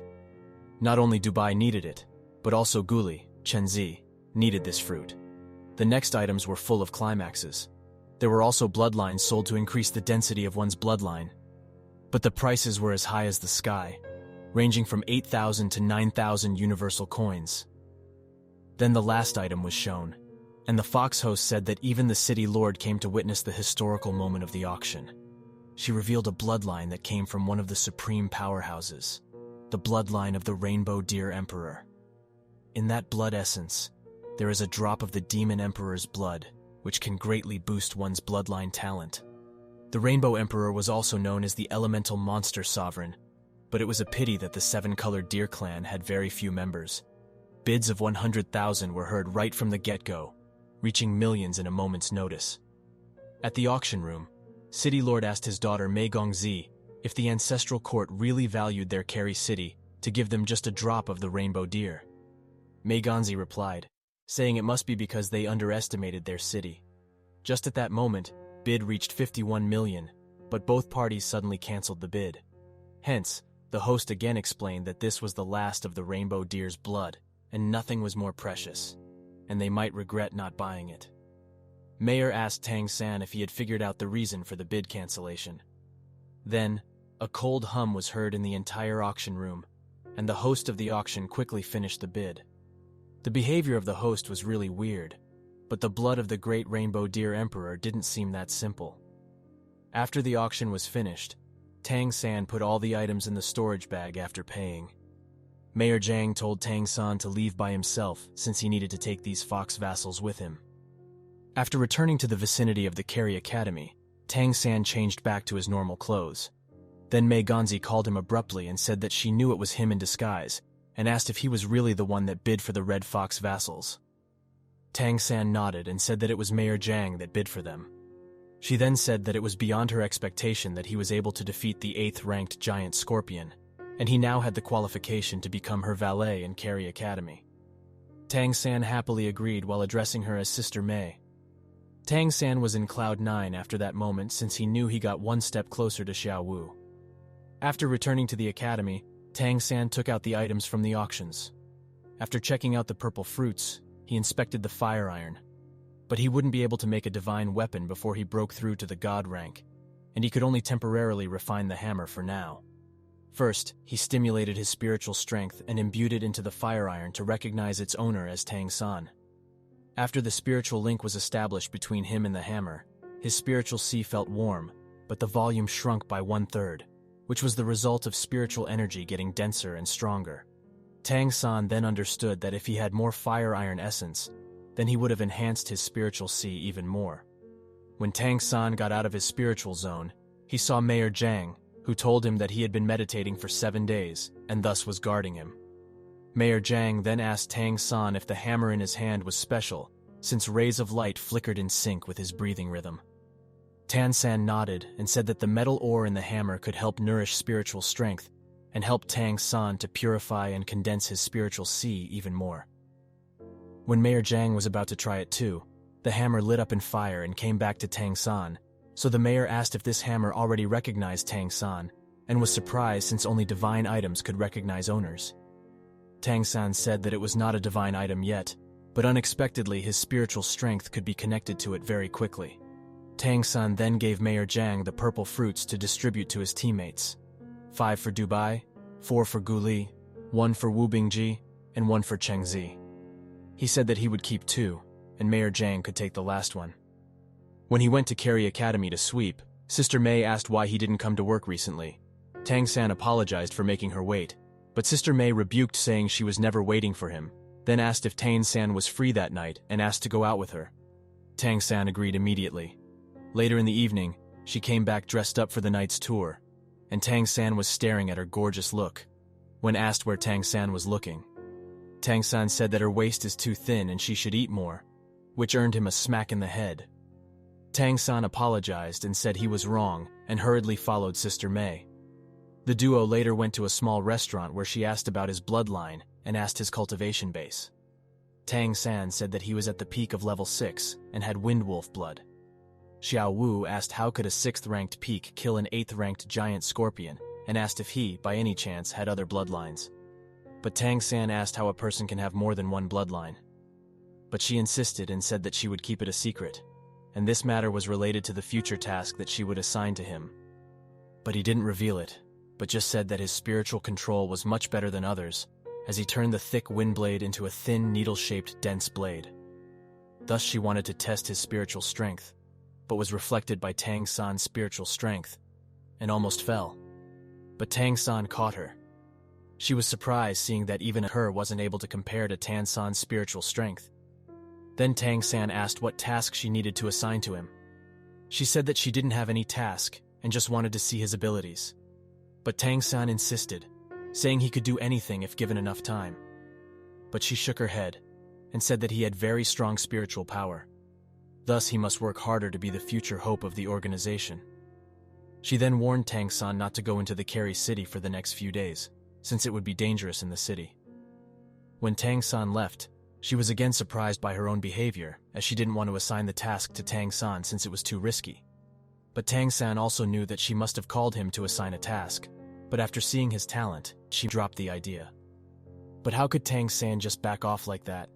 He would try to help her even in the dark, as there was nothing more important than helping her. Thus he changed his clothing into that of a Sura.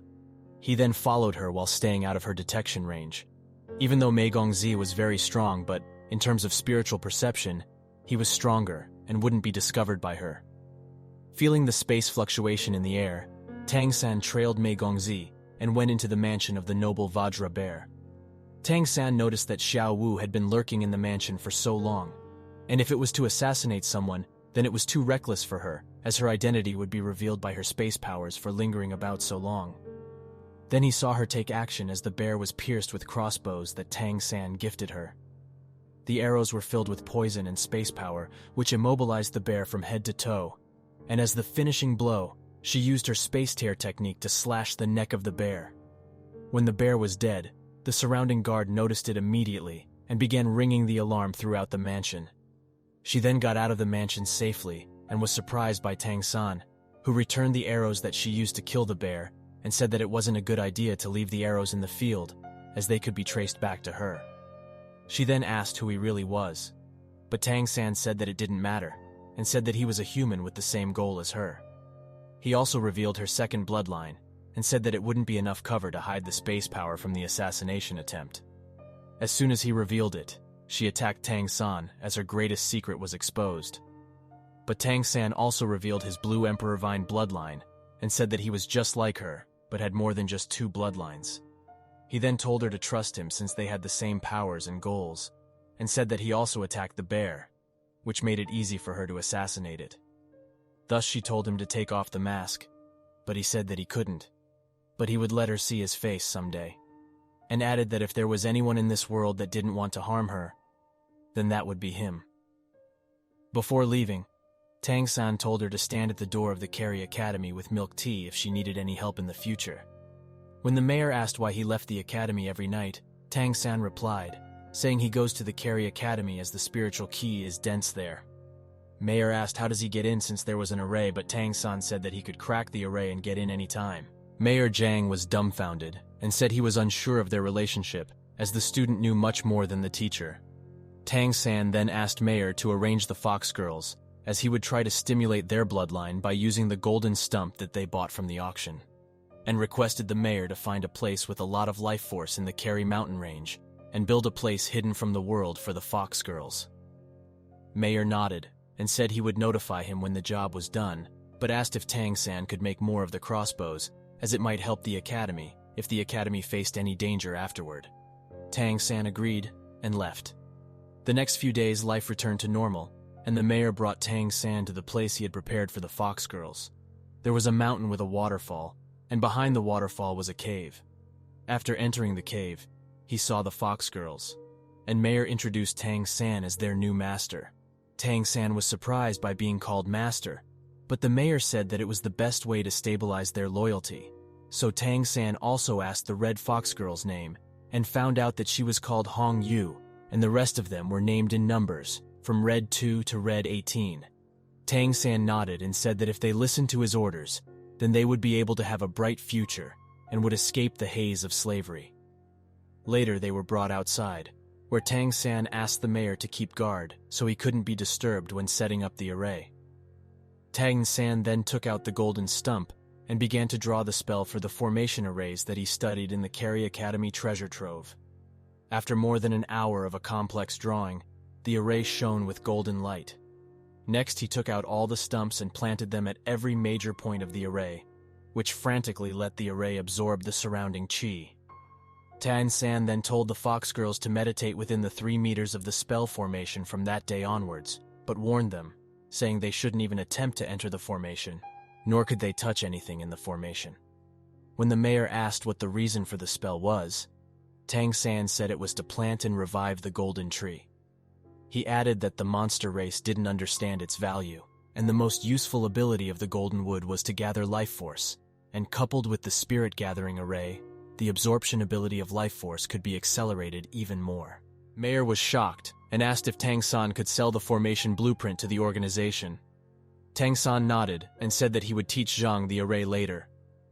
Back in the academy, Wu Bingji said that his spiritual strength improved and was turning into liquid from a gaseous state thanks to the purple fruit that Tang-san gave him. Wu Bing then whispered in Tang-san's ear and asked if he had any more techniques to teach.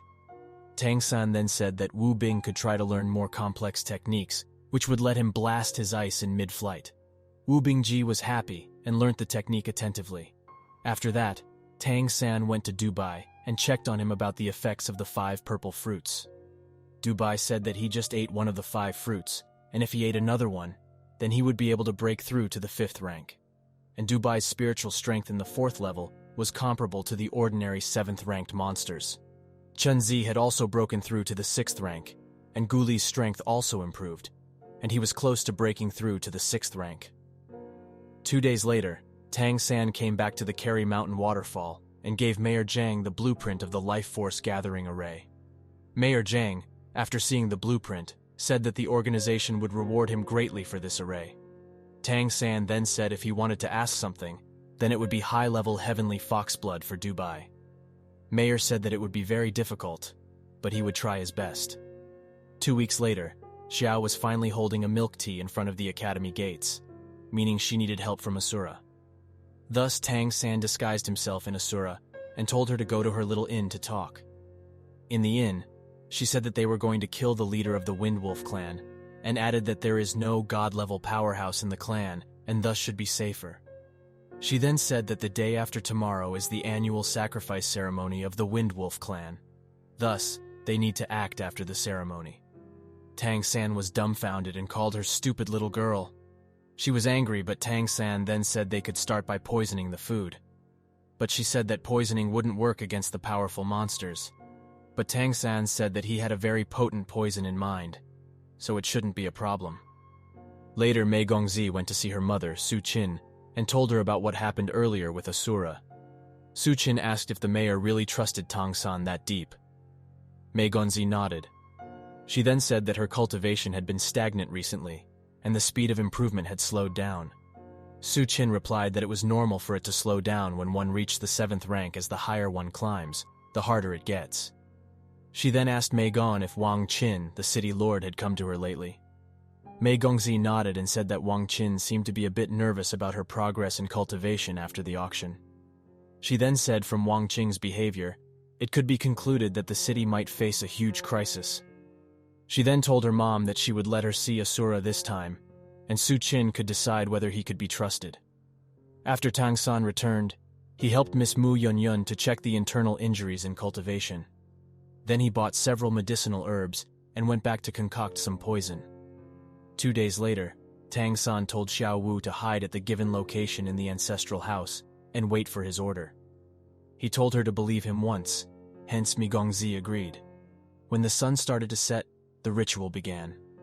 Asura and Mei Gong knew that they wouldn't be able to stop the sacrifice.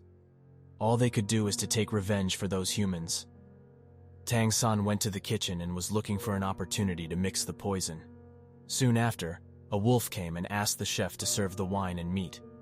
After the sacrifice was over, the banquet began as they drank and talked politics, and was also talking about the leopard race, and was planning the next ambush method on the leopard clan.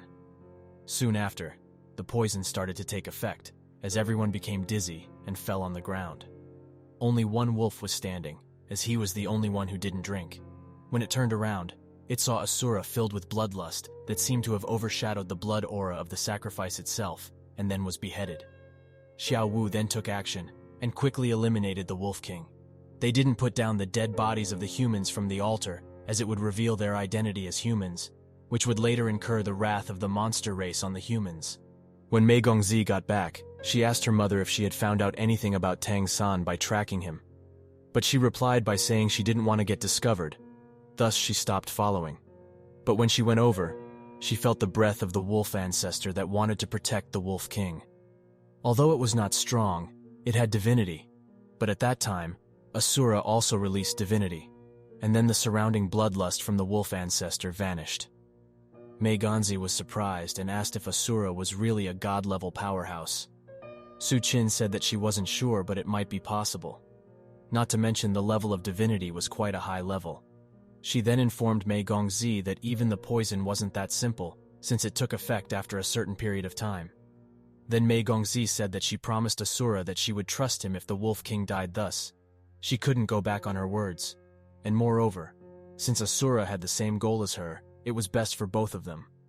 When Mayor Zhang heard about the incident, he reprimanded Tang San for revealing his abilities, since she might report him to the organization. But Tang San said that he trusted Mei Gongzi enough. The following week, Carey Academy maintained its usual calm, and everything was back on track. But Mayor suddenly called Tang San and said that Dubai was having a problem when breaking through to the 5th rank. Dubai's body was too weak to break through to the 5th rank. Thus his bloodline power was causing a riot in his body. Tang San then asked Siri if he felt that Dubai had 2 types of spiritual strength. Siri immediately understood, and Tang San told him to let the 2 types of spiritual strength fully fuse. After releasing the seal that held the 2 types of energy apart, they rushed toward each other and began fusing with each other. Tang San also used his own Heavenly Fox bloodline to give Dubai a boost in his luck, which helped Dubai to return back to a normal state. Tang San also cultivated beside Dubai, absorbing the Heavenly Fox energy released by Dubai. Siri and Mayor Zhang was relieved seeing that, and Siri asked Mayor Zhang if he noticed that ever since Tang San came to their academy, many things had happened. Mayor Zhang nodded and chatted along as the night passed gradually. 2 days later, Dubai was surrounded in an egg-like energy cocoon, and soon broke out of it as he reached level 5. Tang San congratulated him. Dubai then jumped in joy and hugged Tang San. Then Mayor reprimanded Dubai for not informing them before breaking through and grounded him in his room. Tang San then told Dubai about the process of breaking through, and said that his one-tailed fox became a 2-tailed fox, and in the future, every breakthrough to the next level might increase his tail by 1. Then Tang San told Dubai to try out his heavenly fox eyes. Dubai then activated his ability and looked at Tang San, who radiated a golden brilliance that blinded him almost. Tang San was surprised that Dubai again got blinded, for he didn't do anything. He then pondered and told Dubai that what he saw wasn't gold, but an indicator of people's luck. Dubai was even more shocked, for Tang San's luck was just too powerful. But seeing Tang San's luck, Dubai told him that Tang San was the closest person to him. But Tang San didn't buy his bullshit and told him to cultivate to recover his eyes. Later, they tried and examined the two new abilities of Dubai. The first ability was wide-scale blessing of luck, and the other ability let Dubai see other people's luck. After confirming Dubai's ability, Tang San went back to the Carry Academy. And not long after, Mei Gongzi came and asked again for the reason of his absence. Tang San told her that he was taking care of his senior brother, who was in the middle of a breakthrough. She then said that from then on, Tang San had to ask for leave if he didn't want to come to work. Tang San nodded and was happy seeing how she worried about him. That night, both Cheng Zi and Gu Li broke through to the 6th rank, which may be attributed to Dubai's luck. Tang San was also planning to break through these days. The next month passed very peacefully, and when Tang San saw Xiao Wu, he threw a piece of paper to Xiao Wu. There, Xiao Wu was informed that Tang San wanted to see her in the same place as the previous time. When she arrived, Tang San told Xiao Wu that his bloodline was already at the peak of the 6th rank, but he still couldn't find the threshold to break through to the 7th rank. She replied by saying the 7th rank is a bottleneck faced by a majority of the cultivators, and added that the physical body plays an important role in advancing to the 7th rank. Thus, Tang San innocently asked if she could check out his body. Hence, she told him to sit. But he sat facing Mei Gongzi, which earned him a smack. Thus he turned around and faced the wall as Mei Gongzi began the checkup. Tang San then told her that he would start cultivating. Mei Gongzi noticed that the cultivation method Tang San was using was much more profound and complex. And when examined, she felt that her energy was being consumed in a much faster rate than usual. Thus she asked Tang San about the cultivation technique. Tang San said that it was in a book that he picked up when he was young. She then asked if his master Mayor Zhang knew about this. He nodded and said although he knew, he told him that only Tang San could use this cultivation method. Hence Mei Gongzi asked if Tang San could teach her the technique. Tang San agreed and taught her, but she was unable to use the technique and left in disappointment. Tang San didn't stand there either, and quickly left as absorbing Mei Gongzi's bloodline power completely saturated the energies in his body, so he needed to break through to the 7th rank to release those energies. Deep in the Carry Mountains, Tang San rushed in with Golden Peng's wings, then told the mayor to protect the fox girls. Tang San then sat there in a meditative pose as the surrounding world's essence was sucked in and merged with his body. Then the energy started to take shape into a solid form. Thus, the night passed in a blink. When the sun rose, he cultivated the purple demon eyes, which also caused a massive spiritual storm in the surrounding. Then his heavenly fox bloodline also improved. But his heavenly fox bloodline was not the same as Dubai and seemed more powerful. His energy core in the Dantian and the spiritual core in the Spirit Sea converted into a golden core and was even more solidified. Thus, his heavenly eye also evolved into the 5th rank and grew an extra tail. Not only that, but also his Golden Peng transformation and time ability also advanced to the 6th rank. Then, Tang San removed the Leopard Flash bloodline and was planning to replace it with the Peacock bloodline that he got from Mei Gongzi. Mayor Zhang was even more surprised seeing this.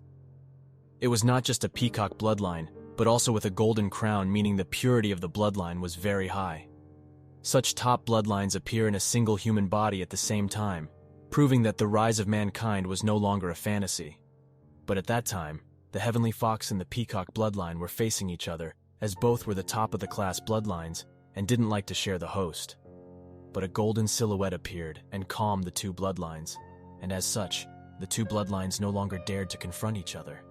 In his soul space, two major bloodlines orbited around that newly formed golden core, like planets orbiting the golden sun. Then, the blue vines came out of Tang San's body as they grabbed the golden branches planted in the array, and influenced by the golden wood, Tang San's blue emperor vine also broke through to the 7th level.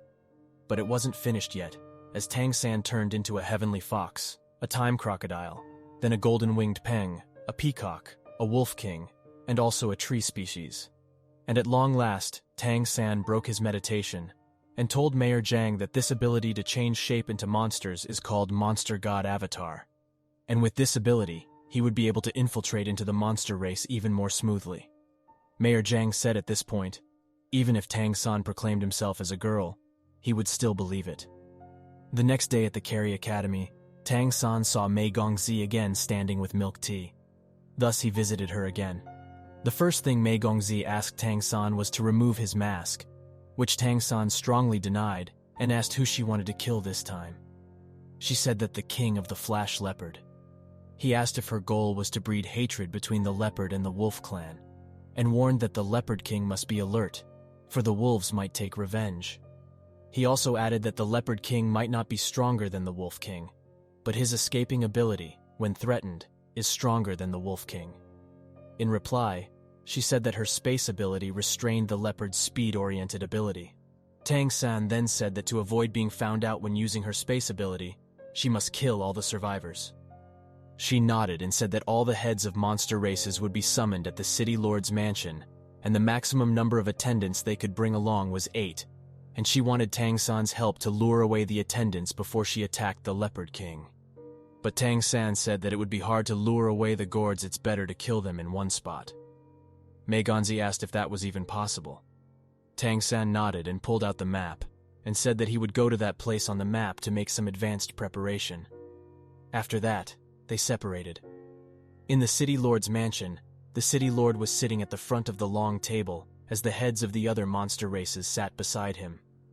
The City Lord received a letter from his ancestral court saying that the Ice Dragon King had brought the Rainbow Deer's blood essence to their city auction. But after the auction, the Ice Dragon King disappeared. The ancestral court ordered the City Lord to investigate the matter with a deadline of a month, and now the time limit has expired, and there was still no clue. So the ancestral court sent an inspection team who would arrive soon. The Capricorn King asked who the leader of the investigation would be. The City Lord replied that the leader was Jing Feng, who was hated by the Peacock clan. The Monster Kings then said that it was a big conspiracy by Jing Feng. After the meeting, the Leopard King asked the Bear King if the Peacock clan could stop this crisis. In reply, the Bear King said that it would be very hard since the difference in power between a Demon King and a Demon Emperor was very high. Leopard King then said that he was afraid that if the Peacock clan could stop this crisis, then their Leopard clan would be reprimanded by the Peacock clan for abandoning the city in time of crisis. Thus, the Leopard King rushed his carriage toward his family to liquefy their properties and escape the city. And just as he was thinking, he felt as though he was unable to move all of a sudden. Then he felt the power of space, and knew it must be the Peacock clan taking action. And when he broke free from the space restriction, he saw his guards being killed one by one. Then, the Leopard King saw the culprit riding 3 arrows, rushing towards him and penetrating him. But that was not enough to kill the leopard. So Tang San activated his purple demon eyes, and Mei Gongzi used her other ability to finish off the Leopard King. Then Tang San used his dragon capture technique to extract and capture the blood of the Leopard King in a jar. The duo then quietly left the battlefield. After traveling a bit, Tang San told Mei Gongzi to return and burn the clothes after showering.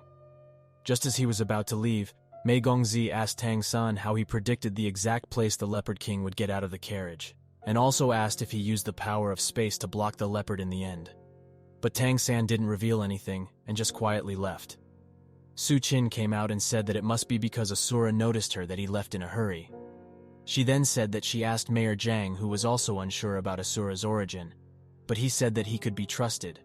She then added that in the process of assassination, Asura used the power of both time and space, and probably even the luck power from the Heavenly Fox family. Back to Tang San, he was satisfied with his powers after leveling up to the 7th rank. Of course, having multiple powerful bloodlines helped him too. Shortly after, City Lord also heard the news of the Leopard King dying. Thus he rushed to the scene and silenced those that were blaming him without any proof. Then he examined the residual energies left in the air and said that there was the use of space attribute indeed. But there were also attributes of time, luck, and spirit. Thus in front of everyone, he took a blood oath and said that he didn't commit the murder, nor did he know who did it. Most of them believed him, as a blood oath is taken only when one is speaking the absolute truth. Then the Bear King asked, "Who is the culprit?" City Lord replied saying, "Which power in the city has people that can control luck, space, time, and spirit?" Everyone understood. A group with such unique abilities only belonged to the ancestral court. City Lord then asked everyone not to suspect their own citizens and defend their city against the outside force. Back in the Mei tea shop, a man came in and ordered milk tea. When Su Qin, Mei Gongzi's mother, asked how much, the man said that he would take all of it as long as it was made by her. After drinking a cup of milk tea, the man said that it was a bit less sweet than it used to be, and asked if it was because of the lack of him in her life that the sweetness was missing. Annoyed, she asked why he was there, but the man said that he was there just for her. Su Qin said that he was late since she was already taken. The man then said that he would take back everything that belonged to him, including her. But Su Qin rejected him, saying he only loved himself and nobody else.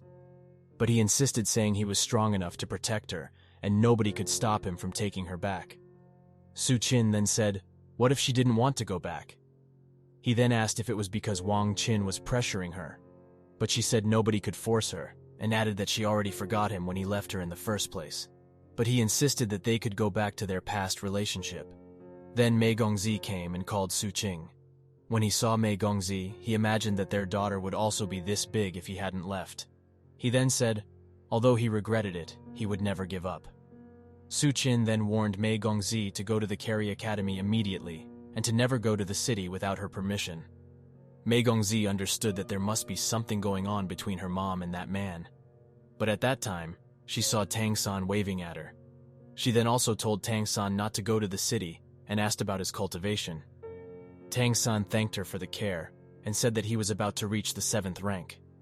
She also said that the academy was recruiting vassals for actual combat recently, and if the vassals do well, then they could get out of the vassal status too. Tang San asked how he could join. She then said that he needed to participate in the assessment first, and after that, he needed to win more than 10 matches in a row against the academy students. And then, if any monster races were willing to accept him, then he could join them. Back in the City Lord's mansion, a bear-like monster informed the City Lord that the people from the ancestral court were approaching. Thus, City Lord prepared himself and went to welcome them. The City Lord then greeted the ancestral court envoys, and Lin Shimo also greeted the City Lord. The City Lord then asked if that white-haired guy was from the Heavenly Fox clan. Thus the guy introduced himself as Yu Yiran from the Heavenly Fox clan. Then the City Lord said that when he investigated the recent murders in the Carry City, he found out that there was an existence of luck energy apart from space and time. But Yu Yiran denied, saying their Heavenly Fox clan didn't have any branch clan in the Carry City. Then Lin Shimo brought out the main topic and said the ancestral court is deeply concerned about the disappearance of the blood essence of the Rainbow Deer Emperor, along with the missing Ice Dragon Emperor. He then showed a drop of blood essence from the Dragon Demon King, and said that this drop of blood could locate the other drop of blood essence, with the help of his divine consciousness. The City Lord also chimed in, saying that the blood is too powerful and precious. As such, he would also accompany Lin Shimo in the investigation. Thus, the two left one after another. Then Yu Yiran, the Heavenly Fox guy, said that he had a decree from the ancestral court, following which everyone is not allowed to leave the palace. Then he ordered Qi Yu and Ding Hao, who were guest officials from the ancestral court, to gather all the direct 7th-ranked bloodline members of the Peacock clan in the hall, with the help of their subordinates. The people of the Peacock clan had no choice but to comply under the oppression of power. Then the white-haired guy asked the Peacock clan members if everyone above 7th rank came here. Then, Wang Yan told him that a woman of 7th rank didn't come here and was attending the Carry Academy. Far away from the mansion, City Lord was facing Lord Shimo. Lord Shimo said that he had lost from the beginning when he left Su Qin to grab the opportunity to gain more power. He also said if he was given another chance, then he would still make the same choice, as the love between men and women is trivial in front of the survival of the race. Lin Shimo then became like a maniac as he said that his heart ached every day, thinking the woman he loved slept with another man. Back in the Carry Academy, the men from the ancestral court broke into the barrier of the academy. Thus the director Li appeared and told them to stop. But Wang Yan appeared and said that the envoy from the ancestral court was investigating the whereabouts of the Ice Dragon King and thus ordered to gather all the members of the Peacock clans, and they were looking for Mei Gongzi too. The envoy then introduced himself as Dai Yanning from the Dark Crow clan, but the director said that Mei Gongzi was a student of the academy and wasn't related to the incident at all, and asked him to leave. Just as they were about to fight, a sound transmission came and said that since the ancestral court ordered, it must be followed. Director accepted the order unwillingly and informed Mei Gongzi. But before they left, the voice warned them of the consequence if the student of the Carry Academy was hurt.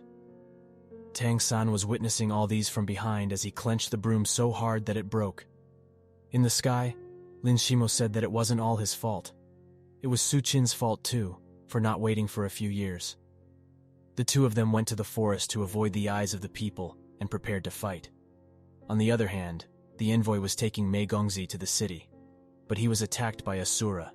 Then, when the envoy was distracted, Mei Gongzi disappeared along with the attacker. When escaping, Tang San told Mei Gongzi to stay close to him. Otherwise, she would be detected by the Dark Crow envoy's divine consciousness. When Tang San was escaping, he noticed the battle in the air as the Ice Phoenix Emperor and the Peacock King fought. Mayor Zhang was protecting the Redemption Academy students from the shockwave of the fights, and Tang San was using his space ability to shield himself from the vibration. In the air, the Peacock King was unable to defeat the Phoenix Emperor as he was just a monster king, whereas Lin Shimo was a monster emperor. Thus, as a last resort, Wang Qin used the array of the entire city behind him to temporarily boost his cultivation to the emperor level. When Tang San saw this, he was very frustrated and told Xiao Wu to run away with him if the city lord lost.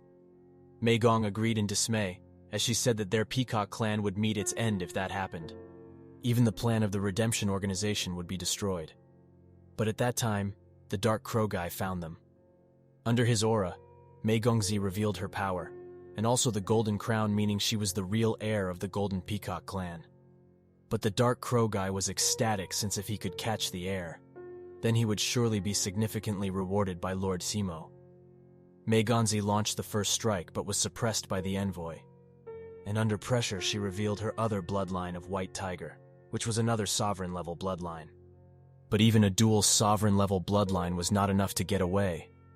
But at that moment, Tang San stepped in and caught her from falling.